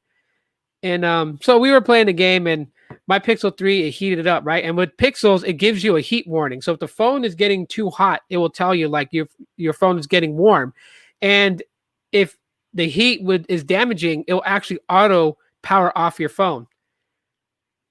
So I was playing, it was like 109 degrees outside. It was like 11 something in the morning. My phone got hot. So there was a water fountain that had very cold water, and this guy was sitting there playing Pokemon Go, and he looks at me, he sees me turn on the water fountain and just kind of quickly splash my phone to cool it down. And it did, because after rinsing it out for a little bit, about maybe 2-3 minutes later, I turned it on and it was just fine. Then I walked away and started playing again. Played for another half an hour before it warmed up. He didn't have a water resistant phone, and he completely soaked his phone in water. And yeah, we were like, whoop, well, gotta go, because this guy's gonna be pissed off. And yeah, we heard him screaming, we heard him shouting and yelling or whatever. But hey, just because you see somebody dunk their phone in the water doesn't mean your phone's dunkable. That's all I gotta say to that. Kathy says, I hate auto rotate. Honestly, you and my wife are on the same boat, Kathy. She turns auto rotate off. She freaking hates it because she barely wants things in landscape. I mean, she's mostly chatting with friends and stuff like that. So she's never really doing anything that requires it. And if she's going to watch a movie, it's on our tablet or one of our tablets. She mostly uses the LG tablet if she's going to watch a movie, but she barely watches movies. She's just very sociable with her friends. Yes, quoting Marky Mark and a Funky Bunch. I always wanted to see who would win in a boxing match. Mark Wahlberg or Donnie Wahlberg. Donnie Wahlberg from New Kids on the Block. Let's see, catching up. I'm quoting the Beach Boys, Good Vibrations. No, you're not. If you're going to quote anything, Gene, you're going to launch Karaoke Mondays on Gene G Info, because people want the information on how to be the best karaoke singer. I said it in Japanese accent, on how to do it. And you will do it. Gene, you will serenade us with your amazing, almost angelic like Barry Manilow voice. Yeah, I'm glad Gene likes his phone. And that's another thing. See, that's the thing too. Like, it's a Pixel 3. Some community people will be like, it's a 3, it's outdated. It runs fine. You're going to get another year or so on it support. I'm talking about it's going to go to Android 12. And then you're going to get security patch support from that. You'll be all right. You'll be good to go. Play around with the photos, Gene. That's where you're going to like really have some fun there. Like the AR, like when you go in the camera, swipe over, find playground, download some AR stickers and have some fun, dude. I do that all the time. Like, I take videos of like my son and Iron Man, and then I show him the videos afterwards, and he freaks out because he thinks Iron Man was like standing next to him, and then he starts looking for Iron Man. It's really cool. No 11 on the Velvet yet. Oh man. Minor incremental updates from Android 11, I'll tell you that much. So you're not missing a massive change in Android, right? I specifically wonder if Android 12 is going to be a major UI shift. Because the last one we had was literally, what was it? Marshmallow, I think. Was it Marshmallow or Kit Kat? I think it was Kit Kat. Or Lollipop. No, it was Lollipop. Kit Kat was a little bit different. It was also a UI change from Jelly Bean. Jelly Bean had iterations of it, right? 4.1.2 Jelly Bean, 4.2.2 Jelly Bean, 4.2.3 Jelly Bean, 4.3 Jelly Bean, and then it went to 4.4 Kit Kat. Then it went to 5 Lollipop, 5 5.0.1 lollipop, 5.1.2, and then yeah, so weird. Android's thing just was so weird, and now it's Android 11, not 11.0.1, not 11.0.2, not Android 11. What are we on right now? See, I think 10 was Q, so we're on R. So like like a Raspberry Pi or Raspberry Cookie, or root beer float.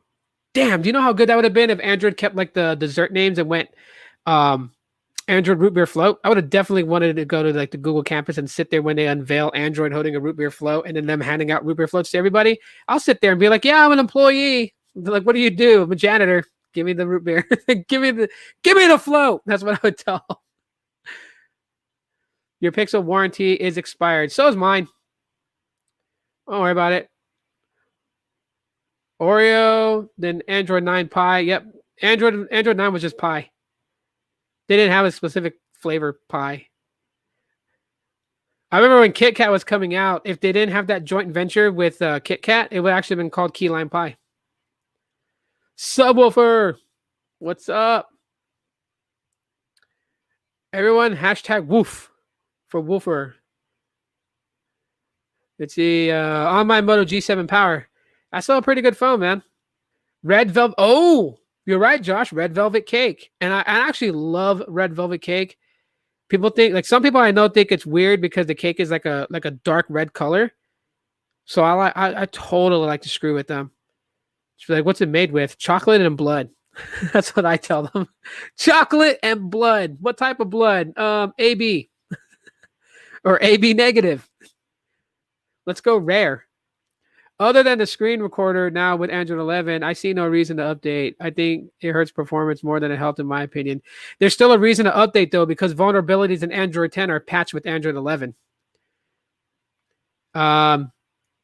Here's a clear thing that you could possibly do. If things is hurting performance on your end, try just doing a full like backup your app data and all that stuff. If you have Google One, back it up to that. Factory reset your phone. Sometimes the update has a few quirks in it, and then your phone is left running like chugs because the update was just kind of a little malfunction as it updated. So just doing a clean wipe and just re-signing back in can fix that. Try it. Oh, because Gene misses Gene's boo because he's really he always says when I say that Gene is going to get married, he's not getting married, but that is a dang lie. And we all know this now.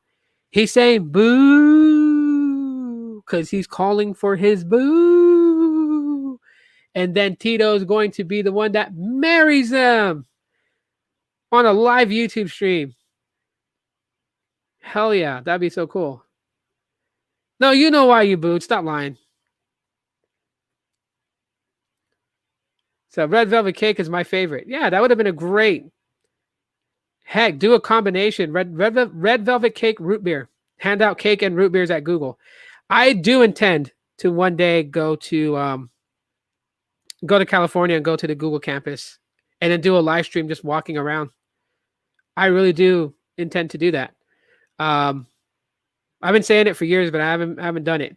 Every time that I say that, every time I have the money to go on vacation and I'm like, hey, we're going to go do this. I look at my kids and I'm like, I don't think they'll enjoy it. So we end up doing something that I feel like they would have fun doing. And they actually do have fun doing it. So I always put myself on the back burner when it comes to my kiddos. My wife puts herself on the back burner when it comes to all of us. She's an amazing woman. Periscope gang. Boo-hoo. Let's see. Y'all know who I'm kicking it with. Gotcha. Just kidding, bro. Yep. You're not allowed to record in Google HQ. They're strict about that. Really? Mountain View Google campus location? I don't know, because I've heard different things, I've heard that you cannot record inside the buildings. And you cannot record around Google employees, right? Like if they're huddled as a group outside on the campus, like you can't go sit with them and record. But if you're at the area where they have all of the Andy statues, you know, Andy the android bug droid robot, if you're over there, yeah, you can record and you can take photos. Those are there for that reason. But like inside the buildings, you can't.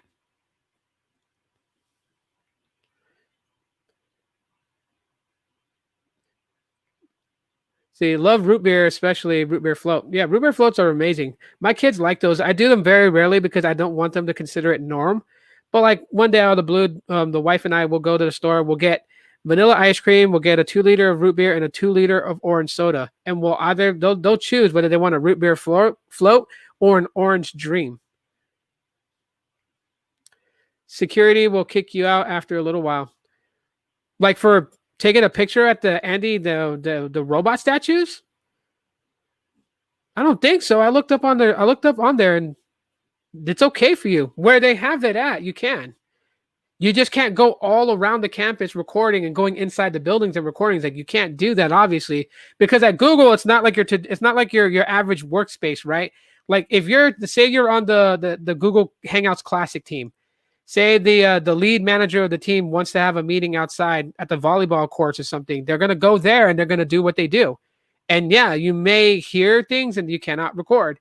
But where they have Andy the Android guy at, I've been told you can record at that location. You can.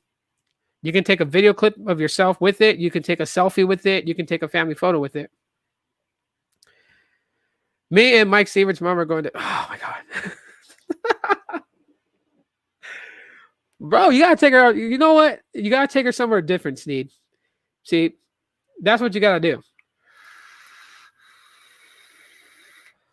You gotta maybe besides Yard House, maybe Red Lobster, maybe Joe's Crab Shack.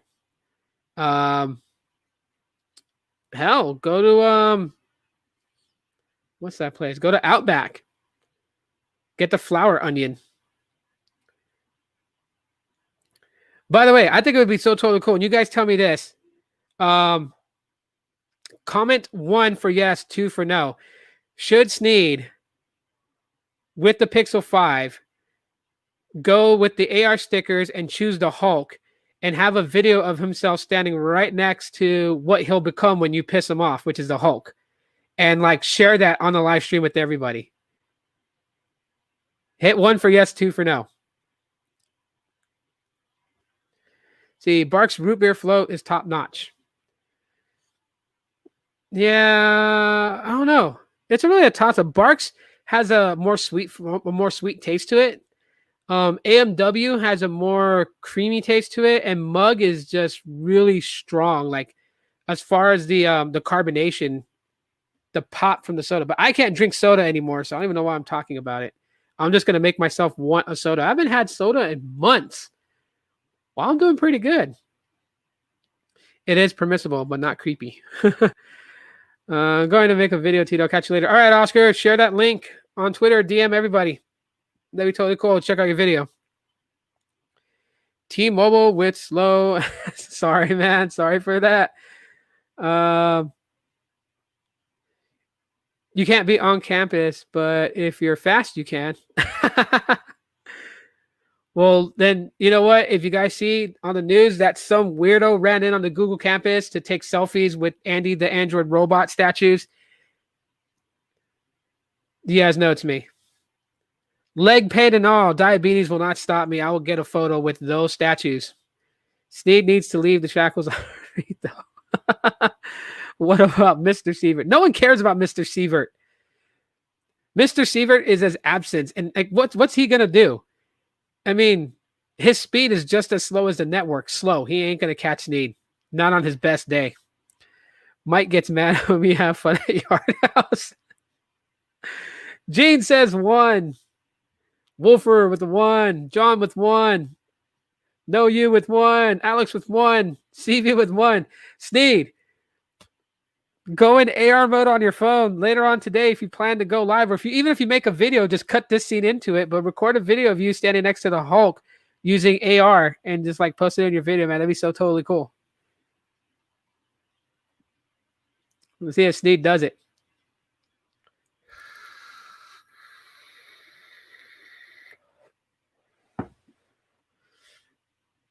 Yep. So I'm gonna make this 2 hours long.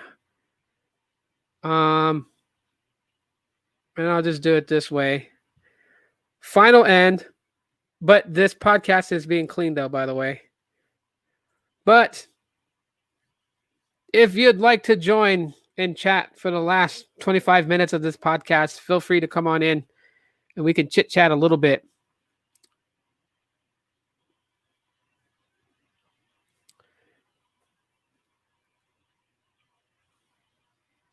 Why? This is fairly common when sharing a link. You may need to reshare it. Why is YouTube being like that right now? Choose YouTube only. YouTube needs to stop being. Oh my God! Really? YouTube is blocking stream links in the comments. Okay, hang on. I'm gonna have to do it the other way.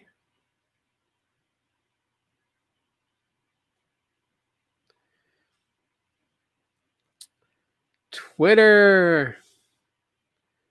Oh man, I ain't having to like go into other things to do this, but oh well. Let's do it this way. So I'll do a new message. We'll add.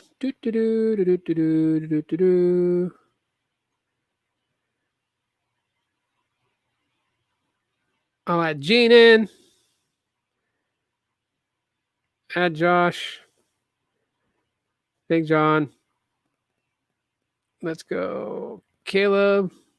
Let's go Sneed. Do RJ.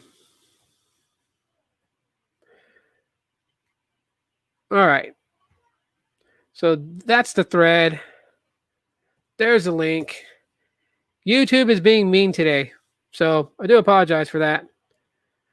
But yeah, I think YouTube's cracking down on that again. I don't know. They're so weird. Like they have these rules and things in place. Before they used to be like, you're not allowed to comment links. Then they're like, you can comment links. And then you're not allowed to comment links. Like, what is wrong with YouTube, man? But anyways, yeah, so the last 20 minutes, I'm going to chit chat for a little bit, making this a 2-hour podcast. Then I got to upload this to Anchor. That's what I use for audio podcasting. All right, so we got No You in here. Waiting for who else joins in. I sent one out to Sneed. Gene, I sent one out to you. Come on in. I think I put Alex in there too. Who did I put in here?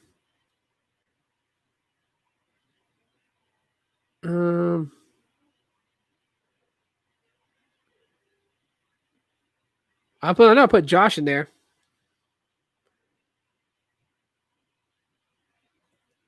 You got so many Twitters, Alex.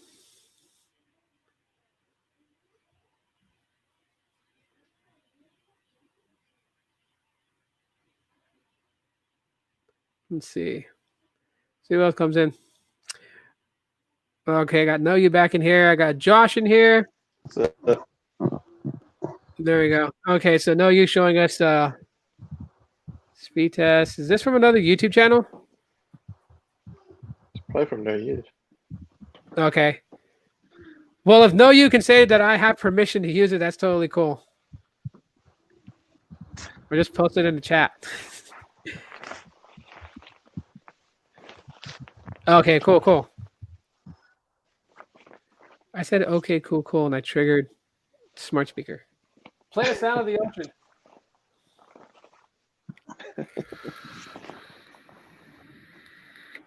What up, Josh? What up, RJ? How's it going? Oh, got the Carolina boys in here. I'm just watching people's Pixel 5 unboxings and looking at the stuff and just like, one day. Gotta wait. Hashtag Team Pixel. I'll be honest, I ain't even touched mine yet. What? I know. You're Dude. gonna make Tito angry. You're gonna turn into the Hulk. That thing's still sealed. Open it! What the hell? Make your video, please. And then make a little small one, because we're kind of limited on what we can do and say. So yeah, I know the embargo's on you guys till the 15th. So you can only show it, but you can't like dive into it and do all that stuff yet until the 15th. That's so weird. No. Why are they doing that this time? They didn't have an embargo last year on you guys, right? Yeah.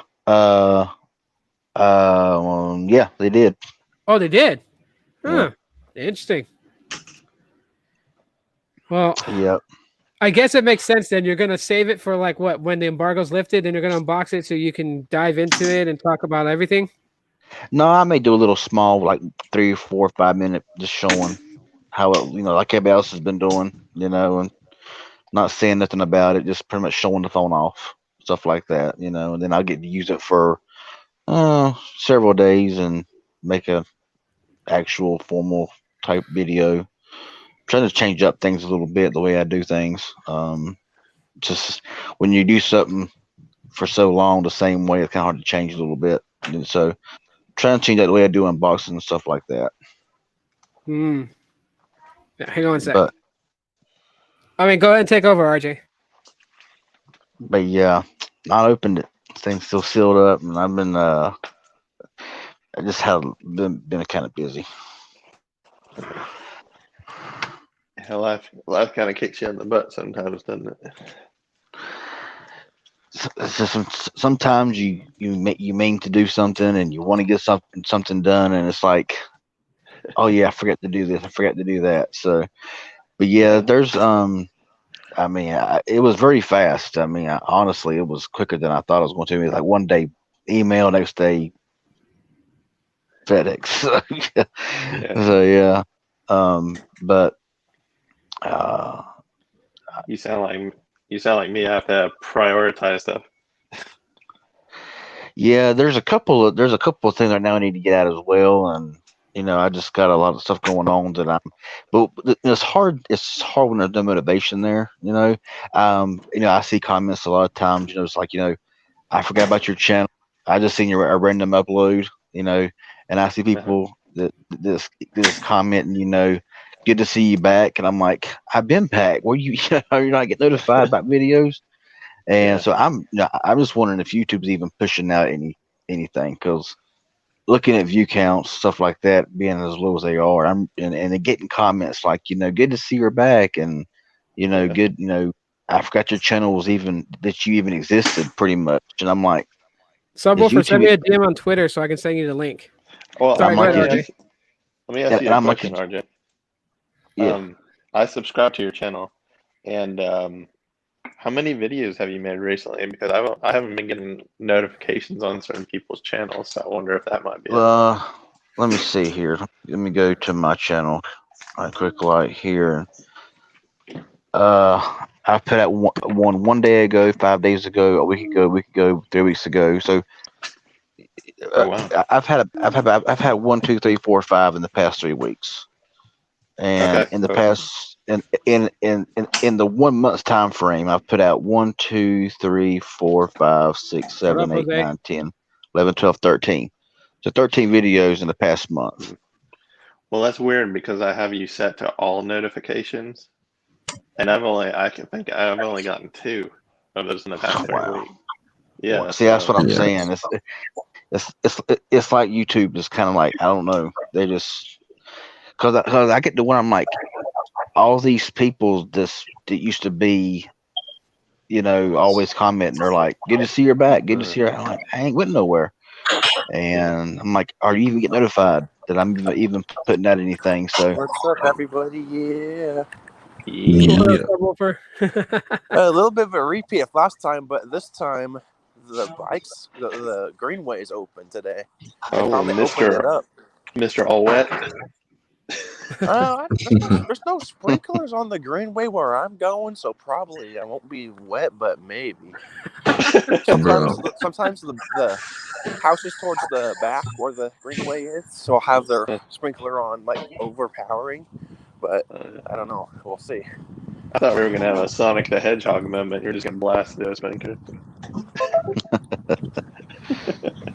Yeah, But no, man. apparently this fire got closer to my house on the bike path. I wanted to see really how close it got. Man. So CB Tech, what color did you get your Google Pixel 5 in? Sage. So what's sage? I don't get it. That's supposed Sort to be of the green Sage one. is the green one, right? Yeah, the sort of sage, the greenish looking color. Yeah, I just ordered that one yesterday. That's what's up. Like I said, I haven't even touched mine yet. It's still in the box. I want to pinch RJ. How do you keep it in the box? There's been phones I've literally kept in a box for like 2 weeks before even getting it out of the box Okay, to well, do a video you on. know me, I'm the Pixel guy, so I can keep other phones in the box for 2 weeks. I can't keep a Pixel in the box. I gotta play with it. I mean, I can get I mean, like I said before, once I got my first Pixel, all other phones put to the side. I mean, every Pixel I've gotten has been my daily driver since the 3A XL to the 4XL, the 4A, and now the 5's going to be. Um, I just love the Pixels.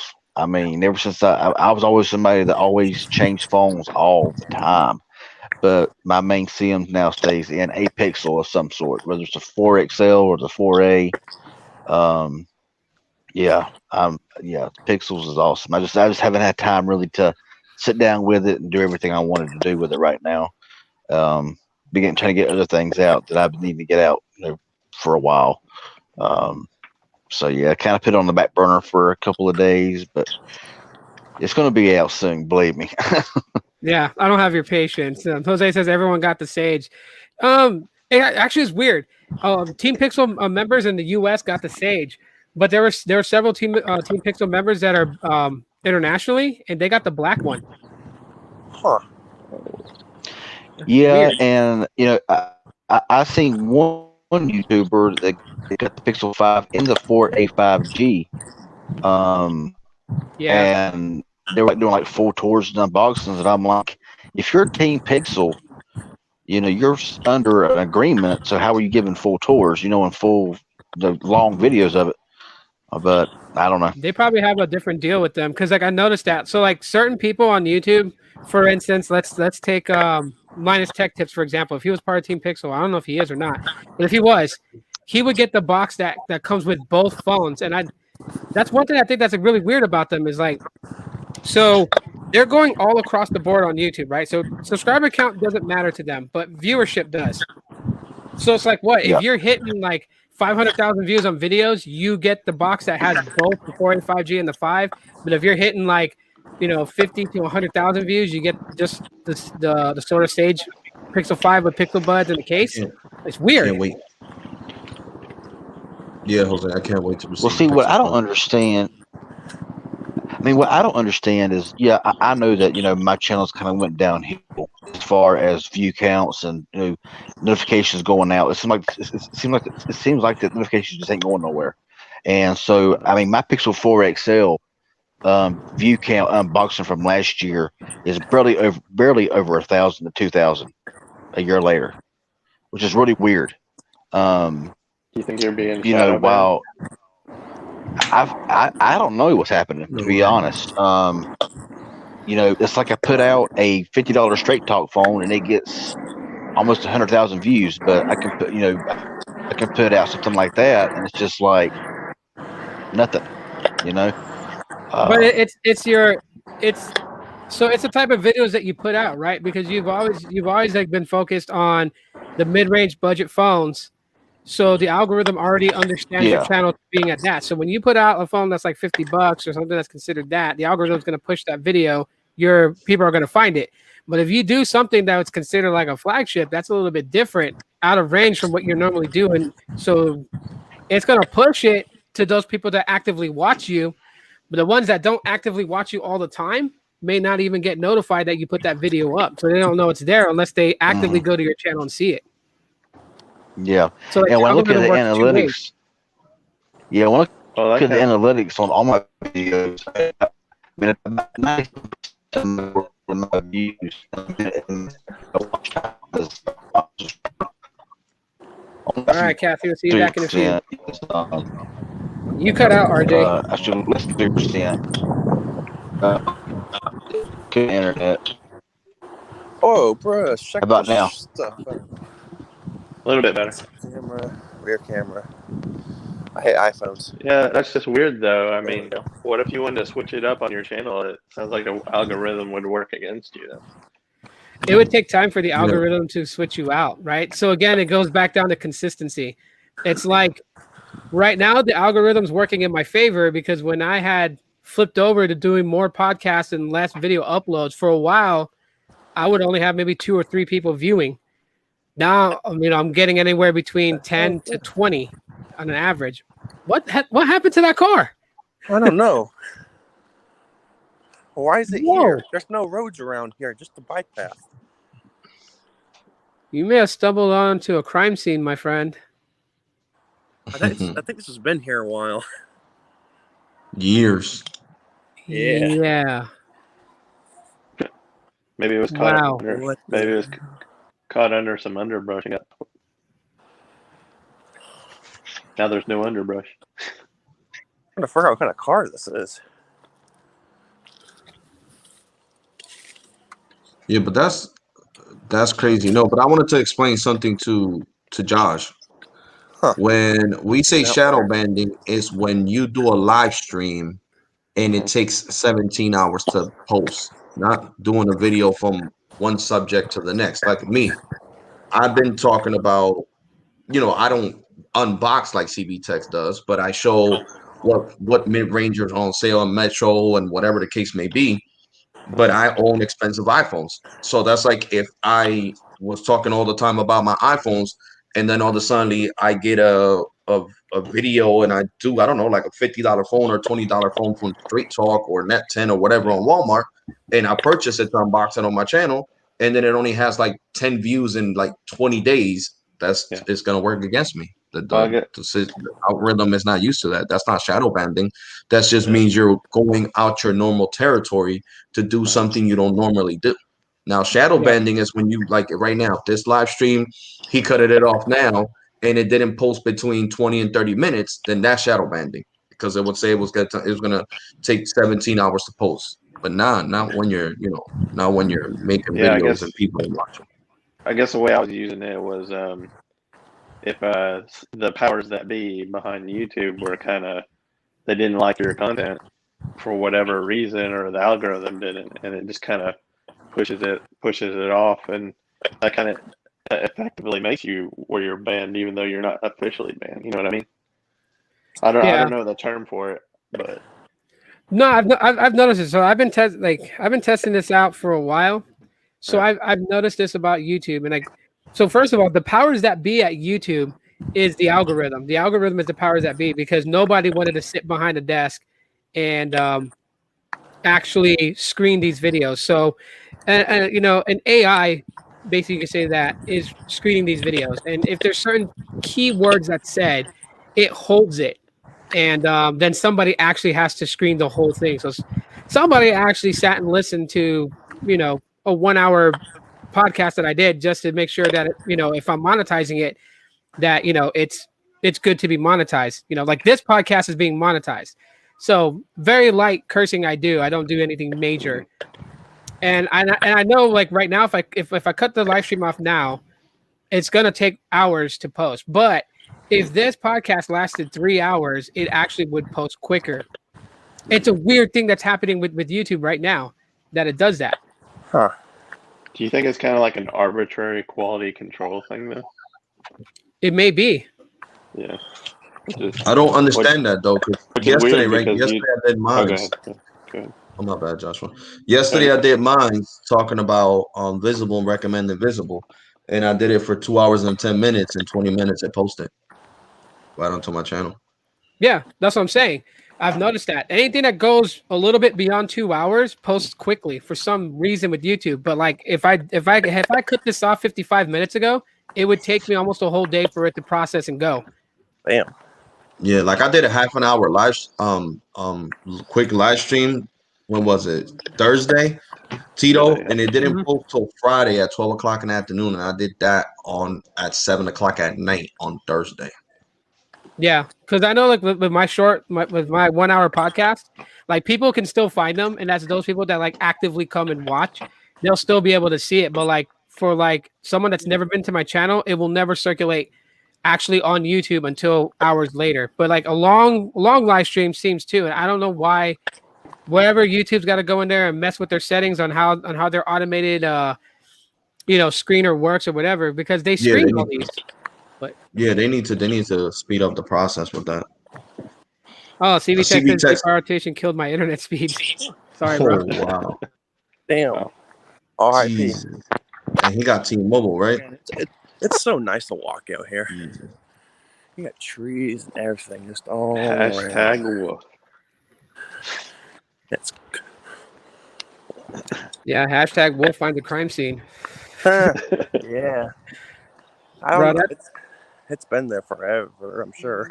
It looks like it. Yeah, that's a very old model vehicle, and it's like, so who's it? Who's I said it was? Coffee said it might have been from a tornado. I don't know, man. From as long as they've been recording in this city since 1898, there's never been one tornado. Yeah, So I don't know what it's from. I don't think a tornado. Yeah, there might be a scary story there. Damn, what is else? there fire damage right here? I'm not that. Wow, I think it is. Yeah, you just touched something there, so now your fingerprints is linked to it. Exactly. Whoa. That's crazy, dude. I'm even closer than I was on the last stream. That's what I thought. This thing got pretty damn close. Jeez. I'm not even a quarter mile away from my house yet. I can actually still see the houses. Yeah. Holy crap.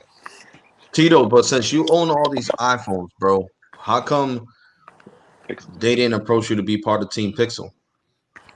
I couldn't tell you. You never asked them. You never emailed them. Like, hello, you guys watch my stuff. I go messaged hard them for one Pixel. time. I messaged them one time because when they first started out with Team Pixel and started doing this, I messaged them one time. But the thing with Team Pixel, and this is why it's such a pain, is that they have to find you. Like you can message them and they're not gonna read all these messages, because once it was known that Google was doing this Team Pixel where they had select few influencers and content creators that were gonna like give these Pixel phones to, believe me, everybody slammed them, because there's people that's gonna try and weasel their way into it. Like they're not content creators, they don't do anything, but they're gonna lie and be like, I want to be on Team Pixel and get a phone just to get a phone for free. So they never read anyone's messages. From what I was told from one person that was in it, they don't read nobody's direct messages to them. They find you on influence, right? So like when Technoid said what he said on Sneed's live stream, if anyone from Made by Google watched Sneed's live stream based on that and saw that, that would have been a way to reference me. Or like Latrell, he is in contact with the people from Team Pixel, and he's pushing them to look at me to get me in. So I think it's really they got to find you, and it's probably word by mouth, maybe like people can reference me, but it's really up to them if they want me in or not. Yeah, it might be not what you know, but who you know. I think we should be part of it, bro. I was actually surprised because me and Synchrony Bank don't. Well, we're in better terms now, but like I said, I wasn't gonna put $700 on any one of my credit cards. So I seen the finance program that they got, and I opted into it, and I was like, oh my god, it's was Synchrony Bank, and I was actually surprised, man. They gave me a nice credit limit to get whatever phone I wanted, or if I wanted to get multiple phones, they were very generous with the credit limit they gave me on the Google store credit card. Yeah, and I'm supposed to receive it in 7 to 10 business days. So I might actually do an unboxing. I don't think nobody's ever seen a Google credit card store card. Why not, man? For your credit card channel, bro, you can show that off. But that's how I got the phone. It's zero interest for 24 months. So cool, I man. financed it. Yeah.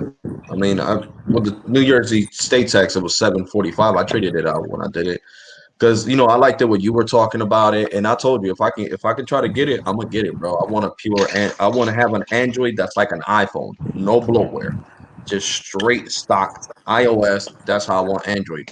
So Yeah. why not get That's the Google Pixel 5? To me, it's the better looking one out of all of the ones. I'm telling you, to me, the best looking design is the one right there, the Google Pixel 5. I think that's that's the best design that's funny that you that mentioned that, Google could have Alex. came out with.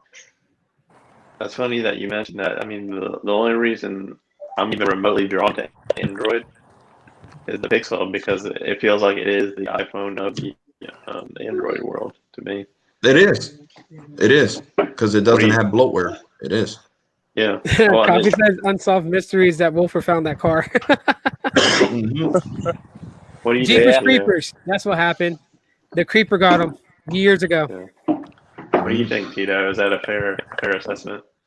Or almost bought a severe damage over here. I don't know. I look at it from a different point of view. I get where you're going with it. Why you guys are saying that it's it's like the iPhone of Androids because there's no bloatware and stuff like that.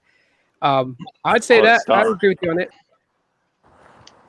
Yeah, so I just can't wait to get it. I'm very impatient, but I have to wait because it doesn't launch till what, the 29th? Do you guys see any So of that? yeah, Those Yeah, are we see it. regular. Those are houses that survived, and down there, all the houses got destroyed. I'll get a little close. I'm getting closer to it. But Oh man. when I get but ZB, closer, since I can't zoom on here, unfortunately, I'll walk up to it. but CB Tech, I know you're Yep. anxious. Are you really like anxious to get to the 15th, which is basically Thursday or Friday of this week, where you could openly talk about everything about the phone and the cool features? Like, are you anxious, or you can wait? Like, it's nothing to you. Well, I'm anxious to get the video out, of course. Like I say, once I got two unboxings to do. One is a new phone just came out that I received the other day that I still haven't done. I didn't. I released the Moto G Fast. I've had that one for the longest time, so I unboxed it, and now I got another one to do, and then I got to, which I'm gonna do the Pixel first, a little 4 minute first look stuff like that. But yeah, I think it's the 14th actually. When we can release the videos on it, I have to double check it and see or not. But yeah, I'm definitely interested, to get it out there and talk about it. I mean, I really don't get overly excited about anything, to be honest. Blasphemy, RJ. Blasphemy, because I'm anxious for you. I want to pinch you right now. You guys see on the bed? Yes, But I'm I mean, anxious too. This is I'm not fire. even This lying. is fire retardant from the air tankers that went through. What the heck? You can see it gets black again. Yeah, fire retardant. We had air Wow. tankers on here.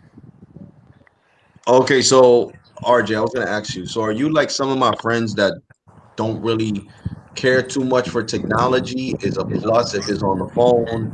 Like, to you, as long as the phone has the features you want, you're satisfied with it. Is now that okay to say? I'm hearing a lot of wind noise. I can hardly hear you say it again. I'm sorry. No, I was saying that, are you the kind of person like my friends that doesn't really care about a specked out phone? If they can get it, they can get it, but they're good as long as the phone that they have in their hands has the essentials they need out of that phone. Yeah, I mean the way I look at it, of course, everybody won't, like I always tell everybody, there's with phones, it comes with your wants and your needs. There's things that that the phone needs. There's other things that I see more as a want than a need. You know what I'm saying? Um, when it comes to the Pixel and the stock experience, I like it. I don't. I know that Samsung has some neat features, LG has some neat features, but for me, if it's got the essentials that I need and want, I, you know, does that answer your question?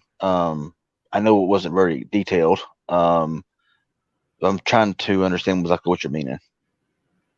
There's a lot going on right now in my mind, and Oh, I'm just trying RJ, to you're just right. It's the focus. 14th.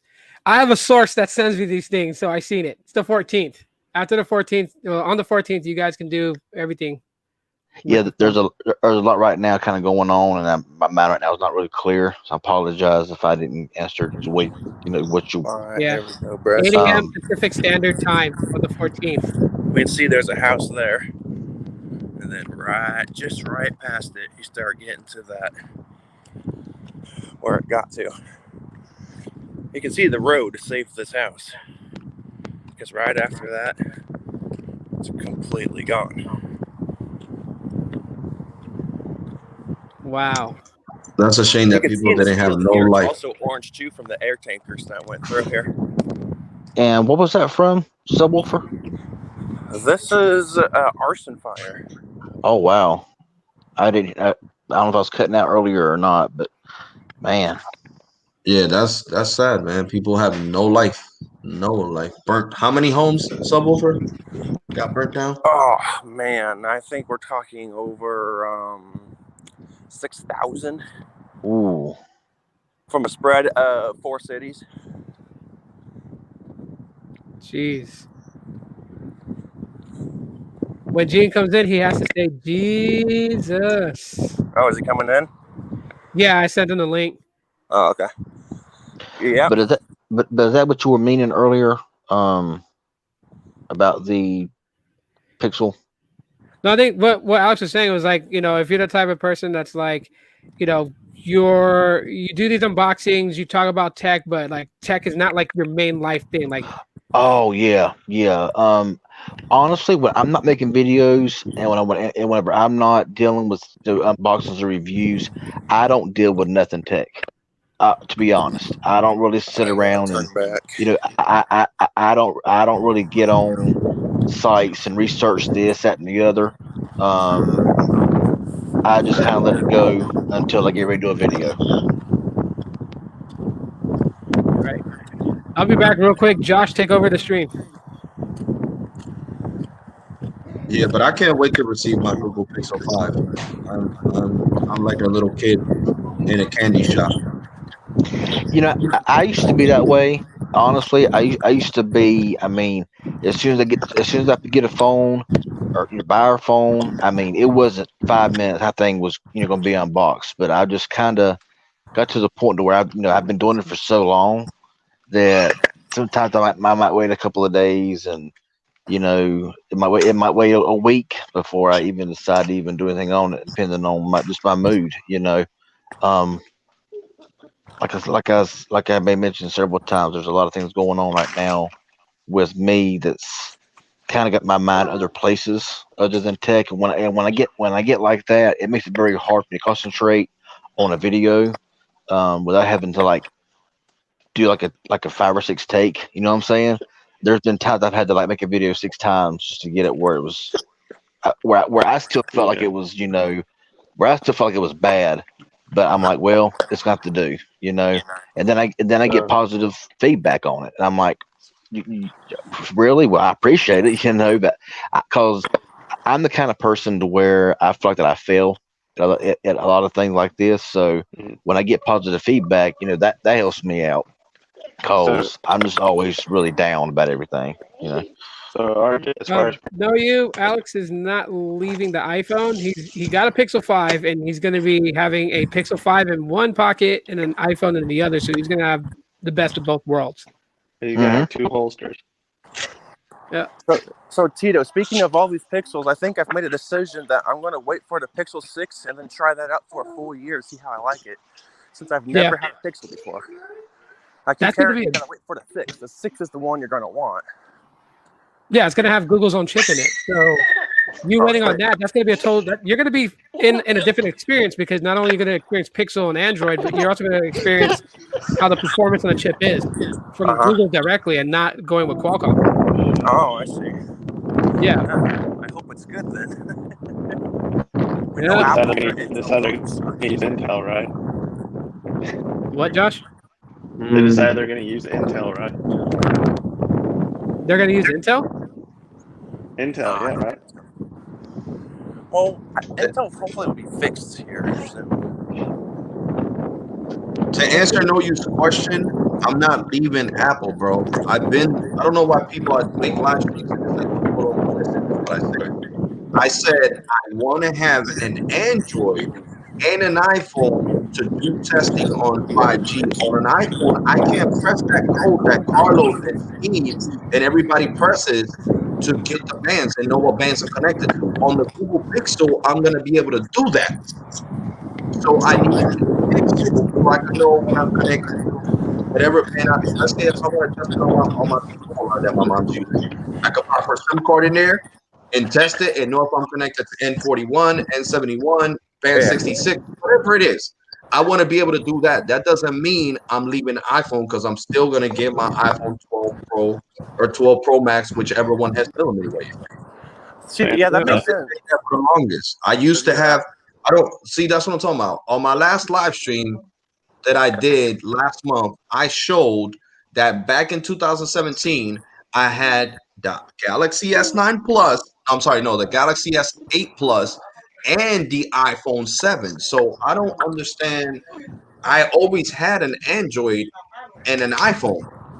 It was just that I was sick and tired of Samsung lying to me. What's going to come out? No, this is not. And I said, your experience. I said, no, that's not enough to buy another iPhone. Another iPhone. When it came out, and I got rid of my Galaxy S8, and I just carried two iPhones instead of having an Android and iPhone because I got tired of waiting for updates. Yeah. Somebody sounds Gene. like they're no. Somebody Gene, sounds like Gene, they're how's your waiting Pixel 3? Yeah, man. You want to know? Oh, now I can finally say it now. Oh, this thing works wonderful. Yeah. I have no screen burn. The guy lies with screen burn. When I put my AT&T prepaid SIM card in this phone, beautiful. Not a glitch, not a buffer, not anything. Right on. And this thing is neat because it has pixel tips in here, which tell you how to use this phone. Oh, And it also has a dedicated pixel support team. You can call, talk, chat to whoever it is, which is really nice. And I was talking to them last night about getting this thing looked at, and they said, well, since your warranty is done, you break, you fix it. And have it repaired through them. There you go. But this phone is wonderful. I've had iPhones for years and years and years and years and years. No, I'm sorry. I had Androids for years and years and years. Then went to iPhone and came back. Gene, part of Team Pixel now. Hashtag Gene is Team Pixel. Not really. This is an old phone. They had a Team Pixel, I don't think, in them days. Bro, as long as you have, even if you have the original Pixel, you're part of Team Pixel, bro. As long as you got a Pixel. Yeah, because Google told me that they don't make these 3s anymore. No, they don't. Foxconn doesn't develop them at all whatsoever. Well, not develop, but they don't manufacture them anymore. No. But on the list of Pixels, it said 2018 for this phone. So, I'm having a good time with it. Yeah, enjoy it. Enjoy everything that it can do. But a lot of things are different on an Android than they are on an iPhone. Oh, yeah. A lot different. I can tell you that. There's Android version of these apps, there's iPhone version of this app, I gotta get used to all that. Know You wants to see your phone. Know You, why don't you just go vocal? Like, unmute your mic and speak, man. I can't because I'm on the phone and I'm not home. Oh, you suck, bro. If I was home, I'd show it. He'll do a live stream later on and he'll show it on there. Yeah. I'll probably do one tomorrow. No, I can do one tonight when I get home. That's right. I have nothing to do tonight. So, Gene, would you say the phone is sexy? I have no answer on that. This basic black is a mess.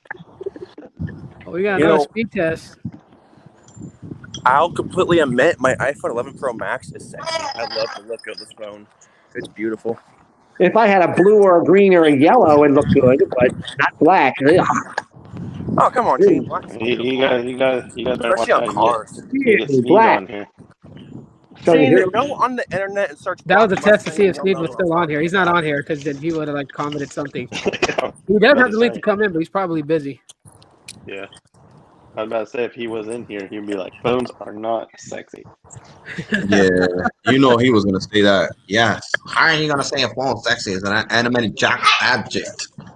Is what he says. Well, you know what? And also, my sound system speakers are sexy as well. I'm not afraid to admit that. I love the way they look. Do you like your tweeters? Oh yeah, they're 1-inch beautiful silk domes. What kind of tweeters? Silk This dome. tweeter or music tweeters? Yeah, the high frequency speaker. I know. Hey. Subwoofer. How big are the drivers? How big are the what? The drivers. 5 1/4. There's 4 of them per tower. Boom, boom, boom, boom. They're either 5 1/4 or 5 1/2. I have to look it up again. That's nice. And for now, I got a single 10-inch subwoofer, which will be upgraded to a bigger one here sometime. Well, I always expect you to have the best subwoofer. I mean, that is. We'll be back. Bro, it's a $130 subwoofer that I got for $20. I still follow that guy that blows his subwoofers up to, that English guy subwoofer you sent me. Yeah, man. I like him. He blows things up. My buddy from the Canadians, yeah. Yeah, he blows things up. I love that guy. I keep thinking of you every time I see that. Well, I'm not in any of the videos, but I'm talked about in one of his videos. I just watched it too. I got to remember which one it was. It was a while ago. If I keep thinking of you because of things blowing up. Yeah, man. I used to always use subwoofers. The best I ever had was I had two tens and a bandpass, plexiglass, and them suckers hit hard. I mean, it wasn't long before I started having a trunk full of water. Oh man, what kind of subwoofers? This was back in the early 2000s. They were Jensen. Jensen. Oh man, yeah. Yeah. This was back in like 2001, and they were 2 tens and a full plexiglass, the front of it was plexiglass, and the bandpass was 4 portholes on top, and they were hooked to a phase linear amp. you ever heard of them? Yes. And that amp got soaked in water because it beat so hard that my trunk literally was like standing in water, and so it got wet, and it still worked, even though it was soaked in water. But that's rare. Then I put them 2 tens in a Mustang that I had, and all you heard was rattle. All you heard was just rattle. But they hit hard. I mean, I've had other cheaper woofers that sounded okay, but none sounded as good as them 2 10-inch Jensens in a bandpass. Right on. Yeah, I'm just working off a single JL12 right now. Hashtag subwoofers. I love JL because they're so musical. It's a sound quality sub. Did you say JBL? JL. JL. JL. What? Yeah. I know a guy that had a older hatchback Civic, and he had a 15. I think a 15 JBL or something like that. And you can sit here and see his windows literally expanding. Oh yeah. And I mean, yeah, it beats so hard that you feel it in your chest. I mean, it was crazy. Yeah, my EK9 Civic, I had bazookas in that one. What'd you have, Tito? You don't remember the bazooka cannons? Yeah, the bazooka cannons are still there. There's a 6.5, an 8, and a 10-inch version right now.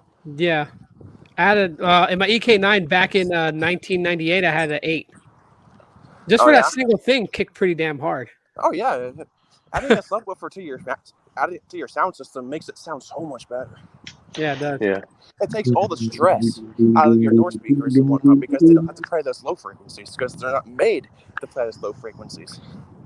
Yeah, my first set of woofers they was the woofer and tweeter built in, and they were MTX 8s, 2 MTX 8s, and they sounded pretty good. They didn't sound half bad. The biggest I ever had in my car was 212s, but they were like a cheap generic woofer that I just got for Was it cheap. Pile? No, no, no. It was Pile. Oh my goodness. Yeah. I can't remember the name of it. Oh my goodness, it's on the tip of my tongue. Started with a B. It wasn't Block Punk. It was God, I can't remember the name. No, they were off brand. They were off brand name, okay. but they hit hard. I mean, they hit very very hard for two 212s. But I sold them, and then I think I had this one. I got the band pass, the two Jensens and the band pass. But I think I bought them on Black Friday, the off brand 12s. But it ain't really the woofers that's so high. It's the blame boxes you buy for them so blame high. Oh yeah, boxes are everything. Yeah, I remember I Solo mean- Barracks. Kicker Do what? Solo Barracks, hell yeah. Oh my Yeah. goodness, yes. Yeah. Buddy of mine had a single 12. I think it was a single 12 solar barrack in the back of his Blazer, and I sit in the back seat, and I was like, "Dude, turn that off!" My chest was literally hurting. I was like, I mean, it was a homemade box. It was a homemade box, Oh and wow. it had I think it was a solar barrack, and I was like, too much for me, man. Was the box even tuned? It was just all it was a all it was was like a plywood made box. No skin. That's all it was. And the woofer, and he had to cut out. The woofer sit on top of it, bolted in or screwed in. But it hit so hard I couldn't stand it. Sweet. I like being abused by woofers. It's fun. And now I had a 07 Honda Civic with a built-in subwoofer that came with it from factory, and it hit pretty hard for a factory 8-inch. Yeah. Yeah, my 08 Mustang has has a shaker system, so it's got two 8-inch Clarions in the doors. Oh yeah. Who else My remembers brother- Clarion? Hair ain't now too much nowadays. Clarion used to be since steel skin montage used to be the stuff back in the day. Yeah. And I they remember count hard. They go all out. It's great for a couple of more speakers. that the Alpine. Now a buddy of mine had a Cavalier with two 6x9 Alpines in the back. Oh, There yeah? were just 6x9s, and them suckers hit. I mean, there was no to them or nothing. He just I think it was like a 50x4 MOSFET Pioneer stereo. I think it was. Yeah. And them 6x9s, man, them things hit hard. I did the same thing in my Acura. It was just a stock stereo, no thing, and a couple JBL GTO series 6x9s. That was it, and it was great. Yeah, I think it was Alpine. Alpine. Yeah. Yeah. Yeah, his was Alpine, and I had a old Ford truck that I put kicker 6.5 inch, just regular speakers. They didn't sound that great, but I think kickers mainly for the woofers, not really for sound as far as regular speakers. But maybe I had them hooked up wrong. I don't know. Not the ones that you get at Best Buy or Walmart. You got to go to their website. They have some really nice sounding speakers. Sorry to interrupt. Go ahead. This has been like 13 years ago, I think, when I had them. So they're good. It's been a while. Trust me. Now, what do you guys actually listen to on these? What are we listening to? What do you listen to on these speakers? Oh, rap, hip hop, bass mechanic. Yeah. A lot of bassy stuff. Well, I haven't had a pair of woofers in a car since the mid 2000s. So back then it was it was the heavy it was the biggest bass. I would get a lot of those bass CDs as well. But now on the bass heads.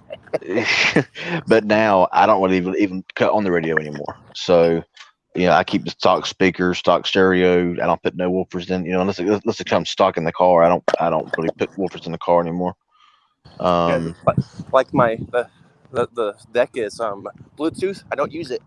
It's used to auxiliary. It's a better quality sound. Yeah, I Not mean, the wired connection. I just know that every car that I got with woofers in it, it ended up leaking. Freaking the whole neighborhood. Gotta leaking reinforce and that rattling. trunk, dude. That's what it Yeah, is. yeah. And so the car I got right now, I mean, I've only had it for like 9-10 months, and it was brand new. So I'm just gonna leave it stock factory, leave it alone. Yeah. But yeah, I haven't put a set of woofers in a car since I would say 2005, 2006. So yeah, I was in my early mid 20s. Yeah, that's probably around the time that I stopped really tinkering around with audio systems in my car. Around that time, what I was listening to was a lot of chop and screw. So Yeah, I pretty mean, hard. I mostly had Fords, back in the day, and they were the easiest to change stereos. I mean, you buy the harness. I mean, you put the little tool in there to pull this factory stereo out, put the aftermarket in there, and you're done. In no time. I was constantly changing out stereos. I find one that I like, buy it, put it in the car. If I didn't like it, take it out, put another one in. There you go. I mean, it was just so easy for the older Fords. It was so easy to. It has some Mustangs, some Ford Escort, stuff like that. Now the one that had the biggest leaking problem was when I had my little was when I had my 90, I think it was a 93 Ford Escort 2-door Sport, and that's where I had them band passes in as well. After the Mustang that I had, yeah, it was just crazy. Well, anyways, gentlemen, I do got to cut this out short, man. I got some stuff I got to get going. So I do appreciate all you guys jumping in the last part of it, just chit chatting or whatever. So hopefully those people that are audio enthusiasts for your car were paying attention. Yeah. If you have a premium Bose system, get rid of it. They suck. I'm sorry, but they do. God, they're garbage. Go with JL or something like that. You'll be you'll thank me. There you go, man. If you guys got audio questions, hit up Subwoofer on Twitter. Definitely hope we'll put you in the right path. I want to thank Alex, Josh, CV Tech, Subwoofer, and Gene for popping in. Yeah, man. I'll probably do another one tomorrow, like an actual live stream, for just chatting or whatever for a lot longer. But I got stuff I gotta do today. I'll be on. Sounds good. Definitely. All right. Well, everyone that's in the chat, thank you for popping in as well. All my members, shout out to you guys too. That's it for right now, guys. You guys take it easy. As always, aloha. Later.